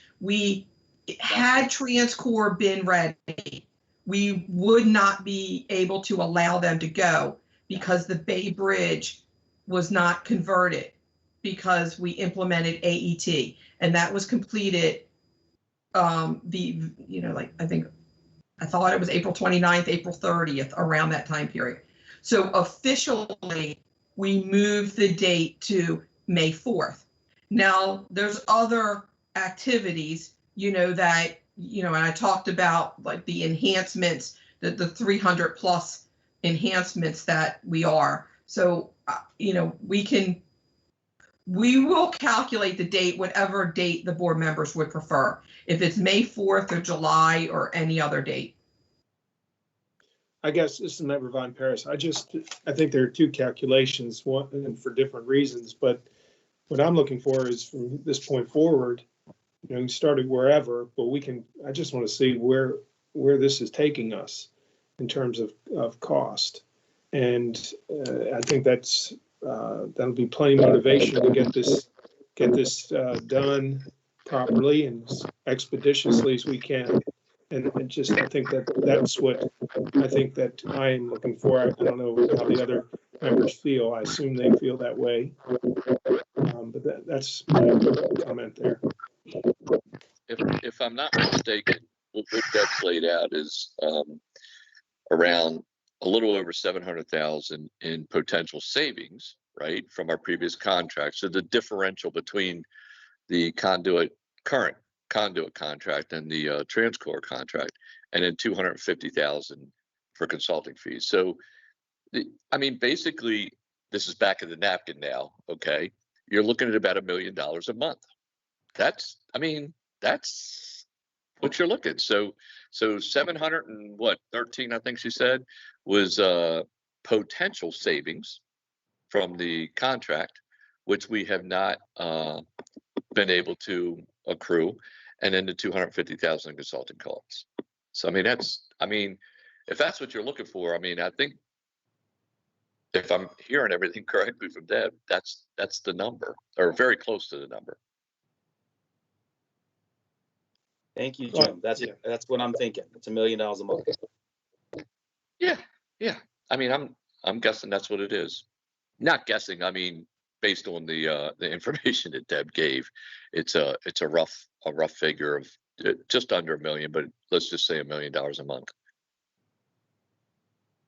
Well, we have other things other items on the agenda today that we're going to look at.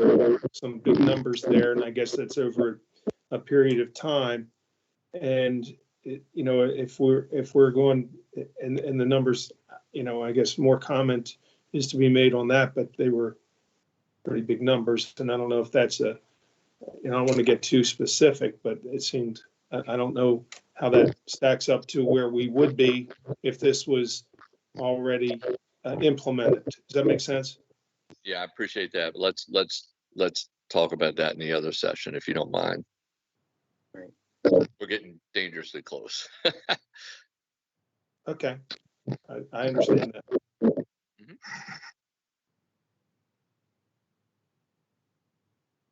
Greg, I think you're on mute. Yep. Any further questions from members of the board?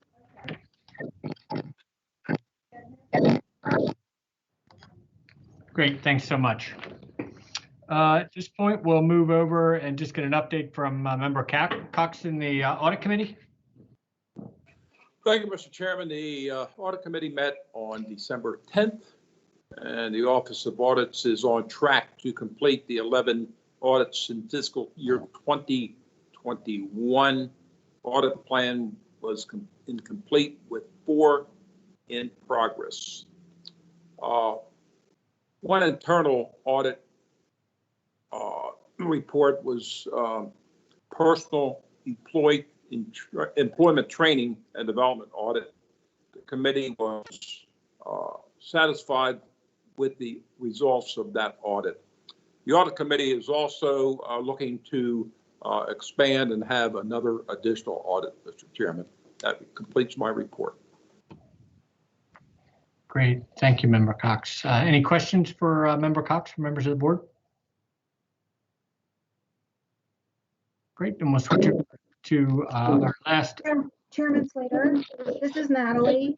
Okay. After item 13, we were supposed to go back to item 3 that we moved from earlier in the agenda. Okay. Member Ganjami had made a motion to move item number 3 after item number 13. Okay, I'll go back to that. I'll go back to that, and then we'll end with the executive director's report. So let me go back to Jeff Davis for contract modifications.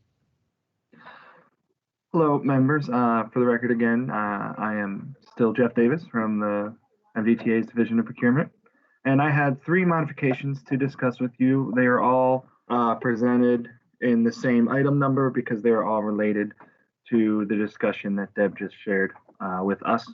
So I'm going to go into the first one, which is a modification to our MA 549 electronic toll system replacement and operations contract modification number 31.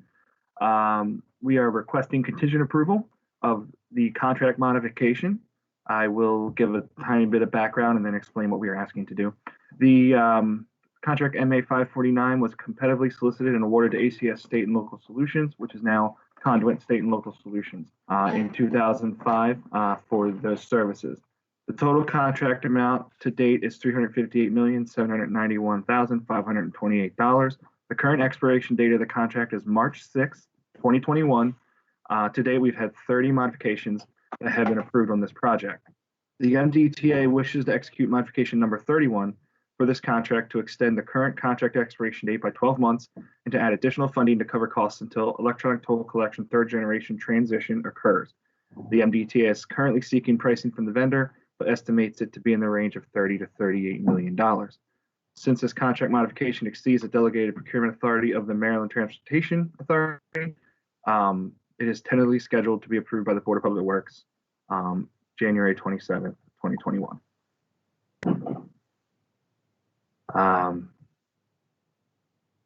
So I welcome any questions about this item, and I have a couple people in this meeting that can also support me if you have anything specific. Any questions from members of the board? This is Member Ardinger. If you can give us a little background on why it's a 12-month extension, what's the thought process in regards to, is that long enough? Could it go longer? I could, but I don't know if Deb would like to discuss that, or I can go ahead and discuss it. Sure. I mean, as we've reported last time, we're anticipating go live in the second quarter of calendar year 2021. It's just normally, I think, when we negotiate something like this, it's a 12-month time period. And then also, once we go live, the conduit system stays stood up for 4 months. Well, really, it's 3 months, and then it's 1 month of decommissioning, I guess is what I would call it. And so for 3 of those months, the system is in a static format where we have access to the system.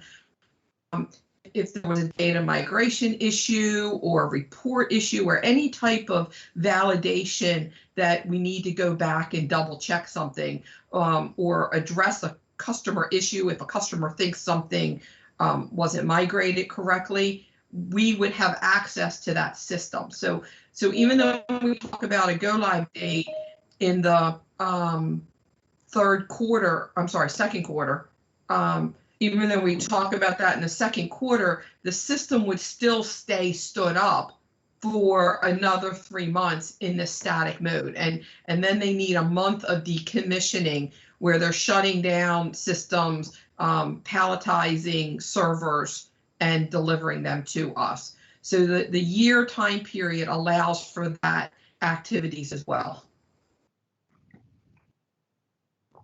Thank you. Deb, Hey, do you? Deb, this is John. Go ahead. Go ahead, John. John Von Paris here. The 30 to 38, is that variance, the 8 million variance based on volume? Is that why we? What is No, is it's the- not. It's not. So this modification right now, because of timing and all, we are still having conversations with Conduit to for the exact amount. And so for the purpose of this item, we are providing a range. It will be a specific amount. And today, all of a sudden I can't remember. I think annually today we pay $36 million for services.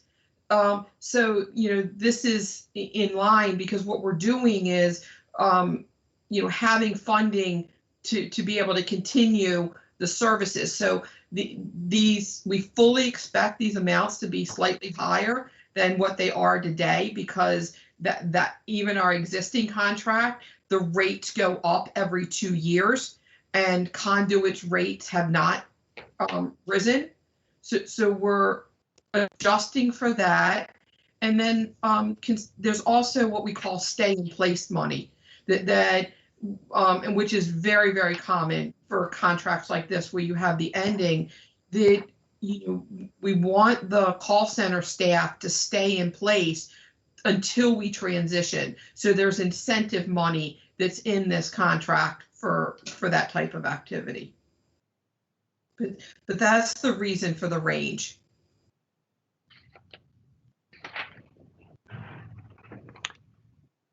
Really kind of Deb and Jeff both. So do you, I have two questions. One is, do you envision at some point during this 1-year modification that we'll just stop using this contract and kind of transfer over to another? And two, I just, for other work, I'd like to understand if you anticipate any other modifications on this contract. So all state contracts, by law, requires termination for convenience language. So in order to comply, this language as well has the termination for convenience language. And we do not, as today, we're not paying 2 vendors for the exact same service. We certainly don't anticipate doing that in the future. And then, additional modification. No, I mean, we didn't want to be here for this modification. This is because of the delays in transitioning. And so we feel good collectively about the schedule being the second quarter of 2021, calendar year 2021. So if we come back, that means something went horribly wrong. And that's certainly not what we anticipate. And if something went horribly wrong, then we would be having a completely different type of conversation about our path forward. Thanks, Deb. Any other questions from members of the board? I just want to say one more thing. I guess when you take this, it's, and correct me if I'm wrong, it's like $3.2 million over a month for 12 months, if it's 38. Yes. I'm So sorry, you if broke we're- up in here. Oh, If we're anticipating we just had one conversation earlier about a different timeline. So, and accounting for the cost, if it's 6 additional months, it's $19 million. Yes, but the contract, it's normal for us to negotiate a year contract. So these amounts reflect 12 months. That's the reason for the amount and not being $19 million. This is a practice, and we won't pay 2 vendors for the same service. So if we transition when we plan on transitioning, there would be remaining money in this contract.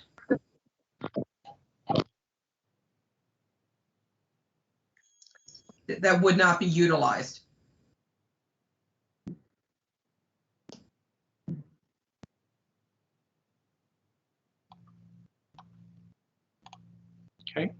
Any other further questions from members of the board?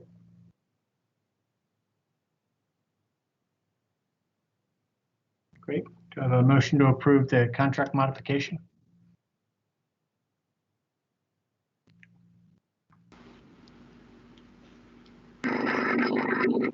For clarification, contingent approval. Jim, I can't hear you. Okay, can you hear me now? Yes. Okay, I just want to make sure that the board knows that it's contingent approval because we still have to work out some of the negotiations right now. The reason we're asking for contingent approval is because of the DPW timeline, which you're very aware of how the timing of that and our board meetings go. Actually, I think the board meeting we need to go to is one day before the MDTA board meeting. That's why we're asking for contingent approval.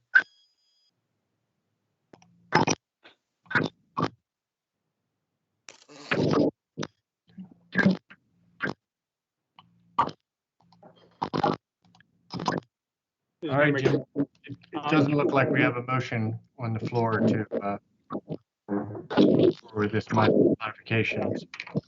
I'll make the motion to approve. Approval.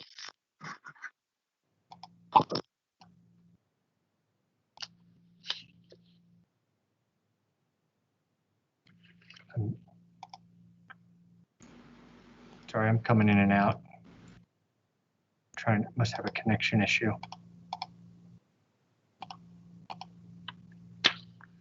But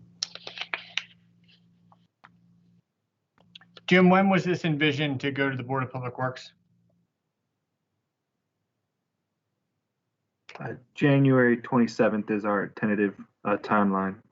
So do you need approval of this modification today? I need to get some advice from council. In order to have the authority's approval prior to us going to the Board of Public Works, today would be the day we would need it for this modification. All right, I need to.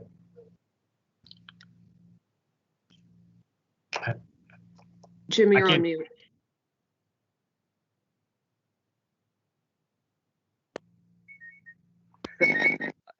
For some reason, somebody keeps muting me. So, Jim, you got a lot of feedback. why? I don't know why. I don't have anything around me.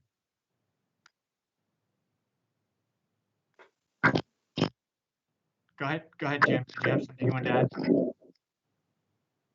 No, I just said what I tried to add. I don't know if I was heard, but the reason we need it today is because of the way the Board of Public Works agenda works. And for us to get it on the agenda for that board meeting, we have to meet their deadlines. That's the problem. I have a motion on the floor, but I need to get some advice from council. I can't do it in this setting. I need to figure out how to do it another way. So, Mr. Chairman, this is Kim. If you want to call me on my cell and just take a brief break, I can assist you. And without funding for the contract, we don't have a means of collecting tolls. I'm sorry, Deb, we only heard half of that. I said without funding for the contract, we don't have a contract in order to be able to collect tolls. This is our sole contract to be able to pay conduit. And without being able to pay them, they don't manage EasyPass accounts. They don't mail NOTDs. This is the contract that pays for those services. And so we would have a gap in service between when the funding runs out of the existing contract and when we're ready to transition with Transfor.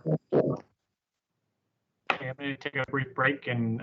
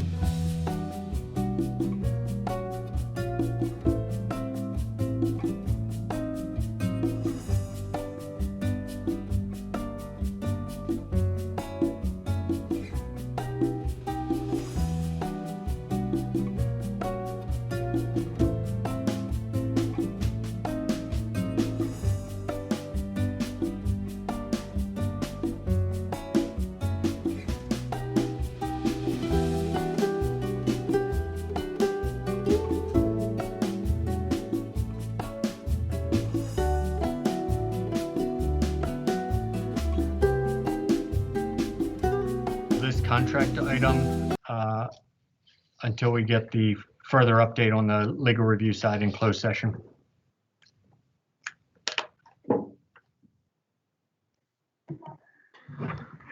Okay. Oh, sorry. Did I hear a second? Second that, Member Carroll. Great. All those in favor? Aye. Aye. Aye. Any opposed? Aye. Okay, motion carries. We'll table that one for a second. Jeff, can you move on to the next contract, please? I can. I was going to ask you if you wanted to table that as well. It is related, Okay. but they are separate contracts. Let's, the next two.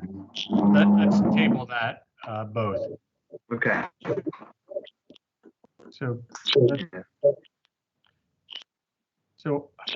I'm trying to.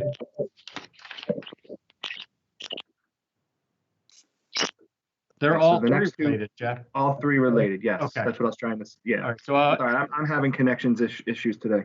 Yeah, I can't quite figure it out. Somebody, as soon as they unmute, there's a lot of noise and I can't figure out who it is. But so I'll just make a motion. I'll adjust that and just say we're table all three of these until we're able to have the legal discussion in closed session. Understood. I'll be here. All right. Thanks, Jeff. All right. I think the last item on our agenda today is our executive director report from Jim Ports. Yep. Thank you, Mr. Secretary.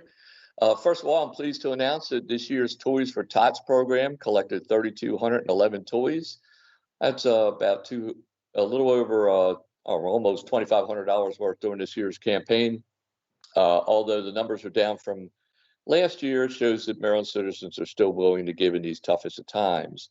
I want to thank the MDTA police and all of our employees, customers, and especially Santa Claus, badge number 1225, for all their support this year.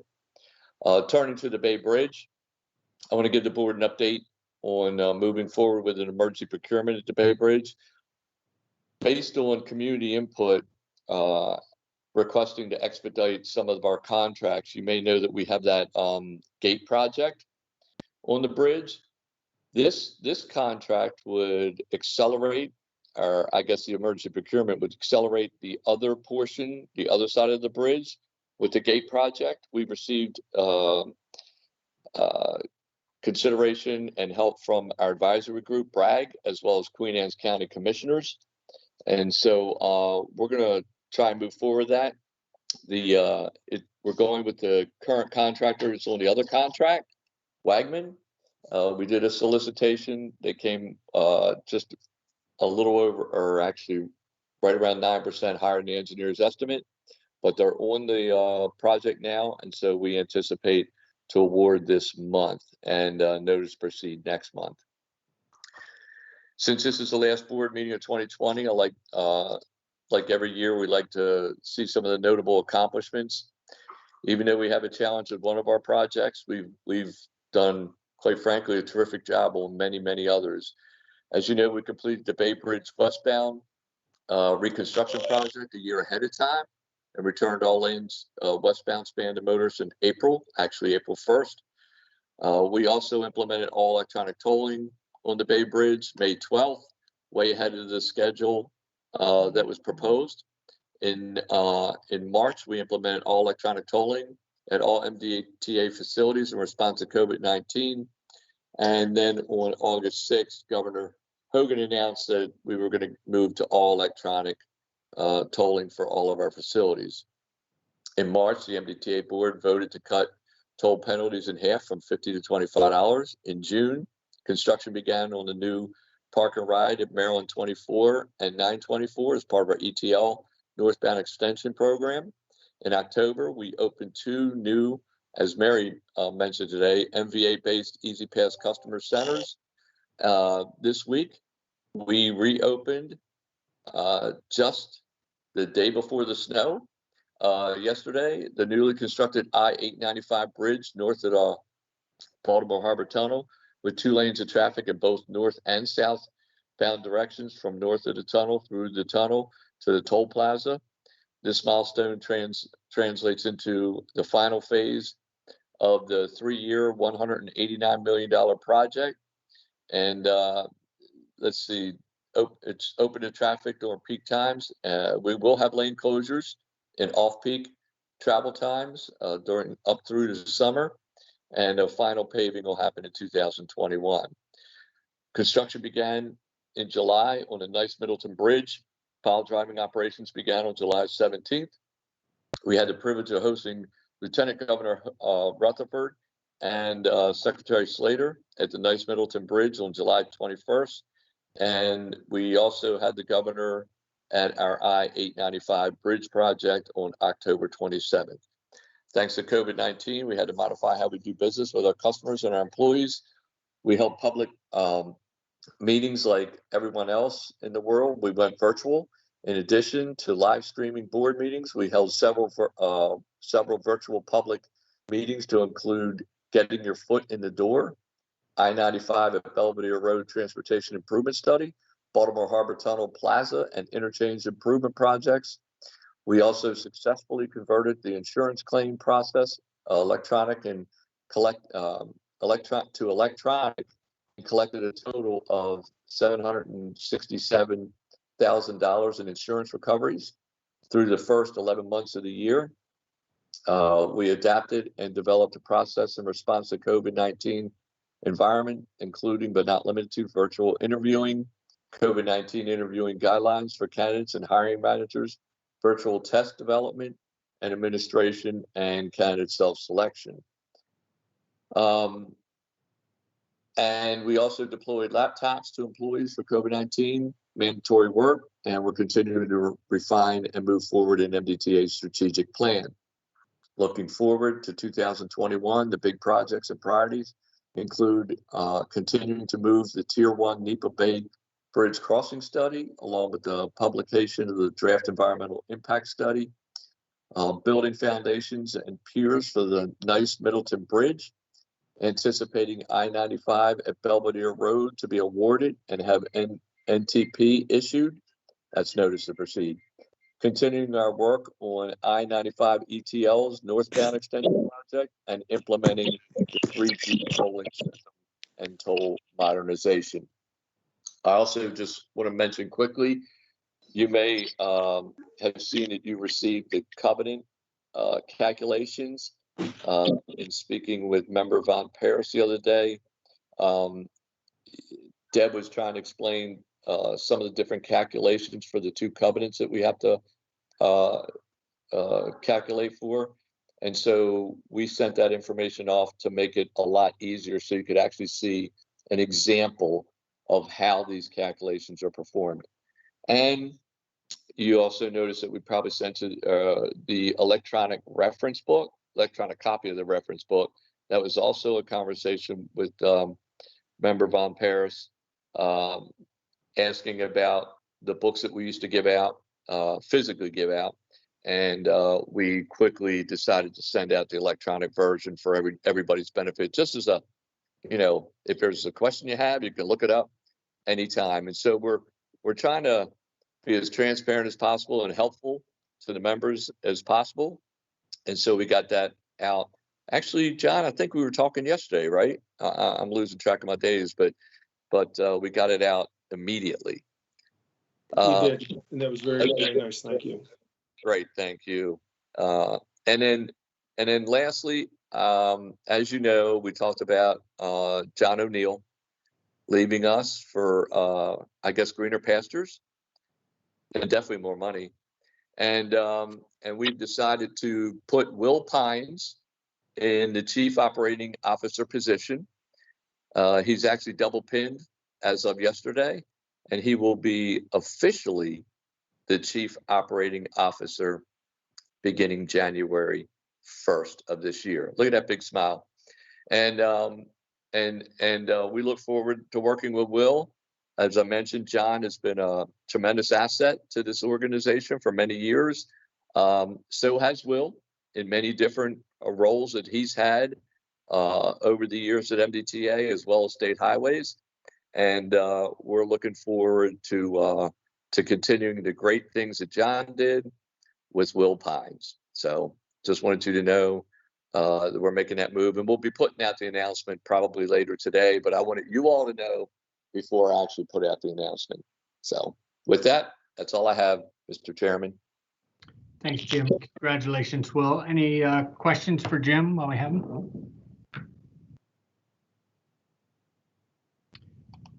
Great. That concludes our agenda today for going for our open session. We're going to go into closed session. We've reached the closed session portions of our agenda. This closed session is scheduled for the board members and designated staff.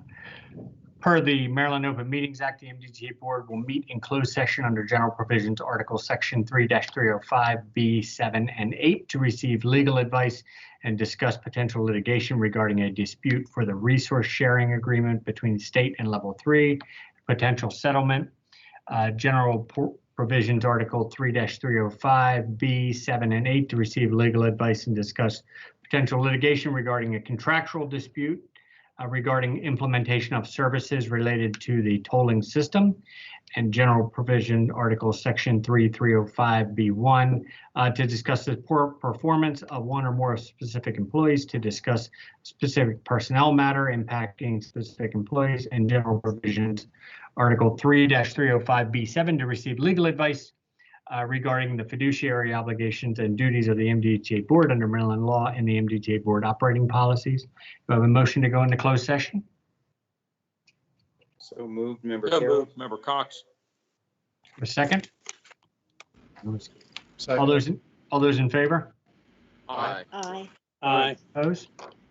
Great. We are now in closed session. For those persons on the line, the board will now be hanging up the meeting in a separate closed session. As soon as we've completed the closed session, we'll be back in open session meeting to complete the agenda and ratify any actions that might be taken in closed session. We appreciate your patience and ask that you please remain on the line if you desire. Members, hang up now and go over to closed session.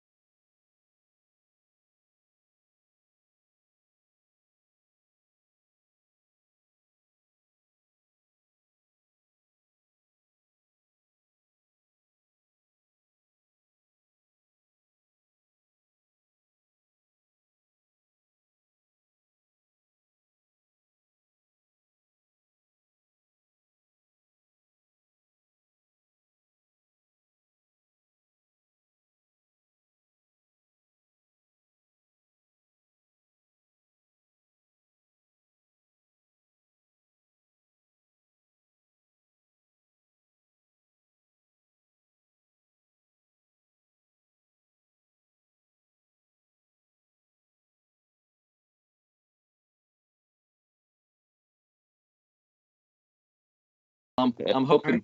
I'm going to drive over to Member Enzer's house and help him get on this. Oh, That's funny. Yeah. He's a great guy.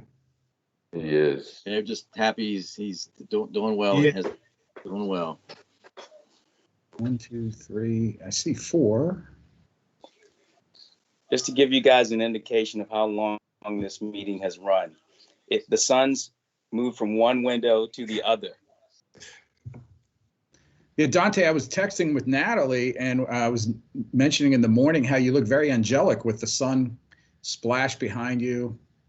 What did I tell you? That's what Mario said. My response won't be repeated. Look, we know things you see on television are not always accurate.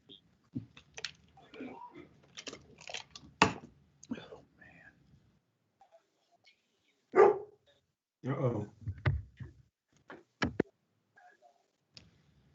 Maybe we need to have that dog as the sergeant at arms for the meeting so we can end them. Yep. Okay. Natalie, it appears that we're still missing a few, correct? I think you're missing 3. I think I see 5. Well, plus you, 6 technically. I see 1, 2, 3, 4. I have 4 plus me. Maybe I'm I missing. see John, I see Jeff, I see Mario, I see Dante, and I see Cindy. Where do you see Jeff? Here. You don't see Jeff? Huh. I'm here. I see There you Jeff go. Davis.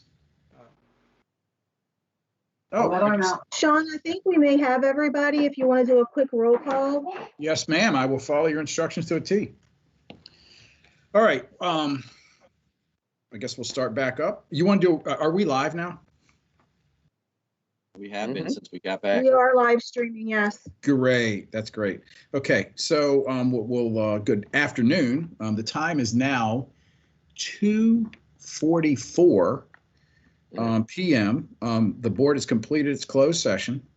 But first, let me back up and just introduce myself. For the record, I'm acting chairman Sean Powell. The chairman had to step away, so I'll close out the meeting. As I indicated earlier, the board has completed its closed session, and in order to ensure there's still a quorum of the board present, I'm going to do a quick roll call of the members to make sure everyone is back on the line. Member Carroll? Here. Member Cox? Here. Member Enzor? Here. Member Gaines? We'll circle back. Member Genjemi? Here. Member Ardinger? Here. Member Rosen? Here. Member Von Paris? Here. And Member Gaines, are you with us yet? Oh, he's waiting in the lobby.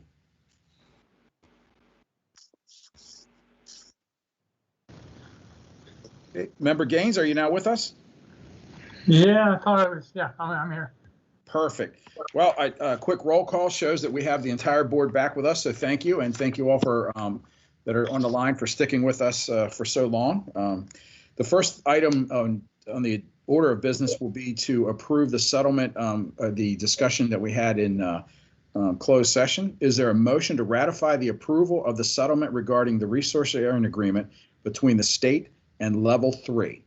This is Mary. I'll make the motion. Thank you, Mr. I Genjemi. second it, Member Cox. Member Cox on the second. Any further discussion? Perfect. All in favor? Aye. Any opposed? Thank you. Madam Secretary, motion carries unanimously. The last order of business that we have today is to circle back to item number 3. There were 3 contract modifications on the list for approval. The first one, MA 549000-006, modification number 31, had previously been presented. So now we will seek a motion to approve that particular item.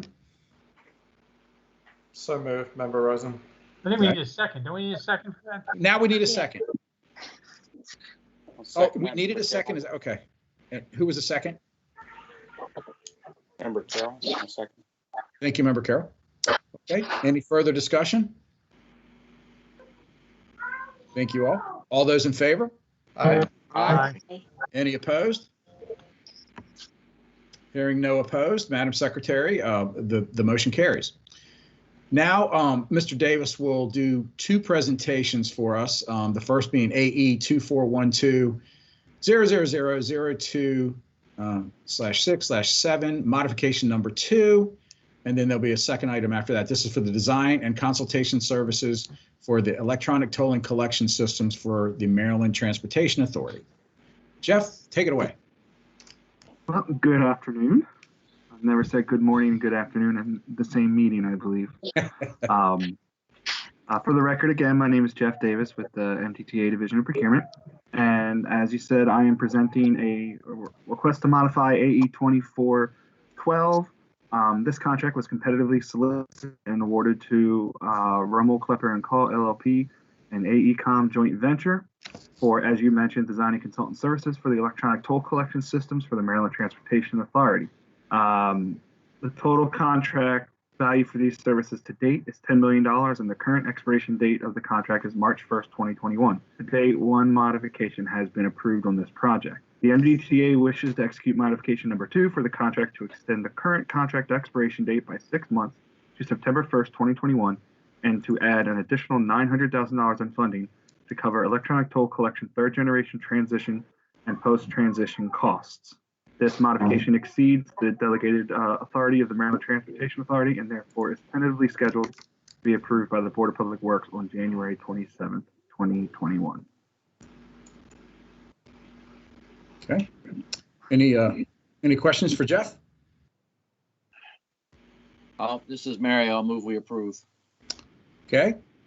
All right. Well, I will accept that motion. Do we have a second? Member Gaines, I'll second. Thank you, Member Gaines. Any further discussion? Perfect. All those in favor? Aye. Aye. Any Aye. opposed? All right, hearing none, Madam Secretary, please note that the item has passed. The last item up today is Jeff will stay with us. The AE, it's contract AE 28530000016 design and consultation services related to electronic toll collection systems service modification. This will be service, and this will be modification number 2. So Jeff, take it away. Thank you for the introduction again. As you stated, contract number AE 2853 is a similar contract to the previous one. It's for design and consultation services related to toll collection systems. This was competitively solicited and awarded to Jacobs Engineering. To date, the contract value is $8 million and the current expiration date is December 21st, 2022. We have had one modification approved to date. The MDTA wishes to execute modification number 2 for this contract to add an additional $700,000 in funding to cover electronic toll collection third-generation transition and post-transition costs. Since this contract modification exceeds the delegated procurement authority of the MDTA, it is tentatively scheduled for the Board of Public Works on January 27th, 2021. Okay. Any questions? Thank you, Jeff. I will entertain a motion to approve the contract. Member Gaines, so moved. Thank you, sir. Do we have a second? Second. Second that, Member Carroll. Member Renzer. Okay. We have a second. Any further discussion? Carroll, second. Thank you, Member Carroll. Any further discussion? Hearing none. All those in favor? Aye. Aye. Any opposed? Great. Okay, hearing none, Madam Secretary, consider the item passed and approved. With that, before we close out, I would like to thank the entire board and the rest of the team and all those out there watching today for sticking around, and just pass along from the Secretary/Chairman and the rest of the organization that we wish everybody to have a safe and happy holiday season. And we look forward to beginning anew not too long from now in the first of the year. So having said that, I will entertain a motion to adjourn. So moved, Member Cox. Second, Member Gaines. Member Gaines on a second. Anyone opposed? No, not at all. Great. Hearing none, consider the meeting now adjourned, and it looks like it is about 2:52 p.m. With that, thank you all, and we'll see you next year. Okay, thank you. Happy holidays, everybody. Happy holidays, everyone. Happy holidays, everyone. Merry Christmas, everybody.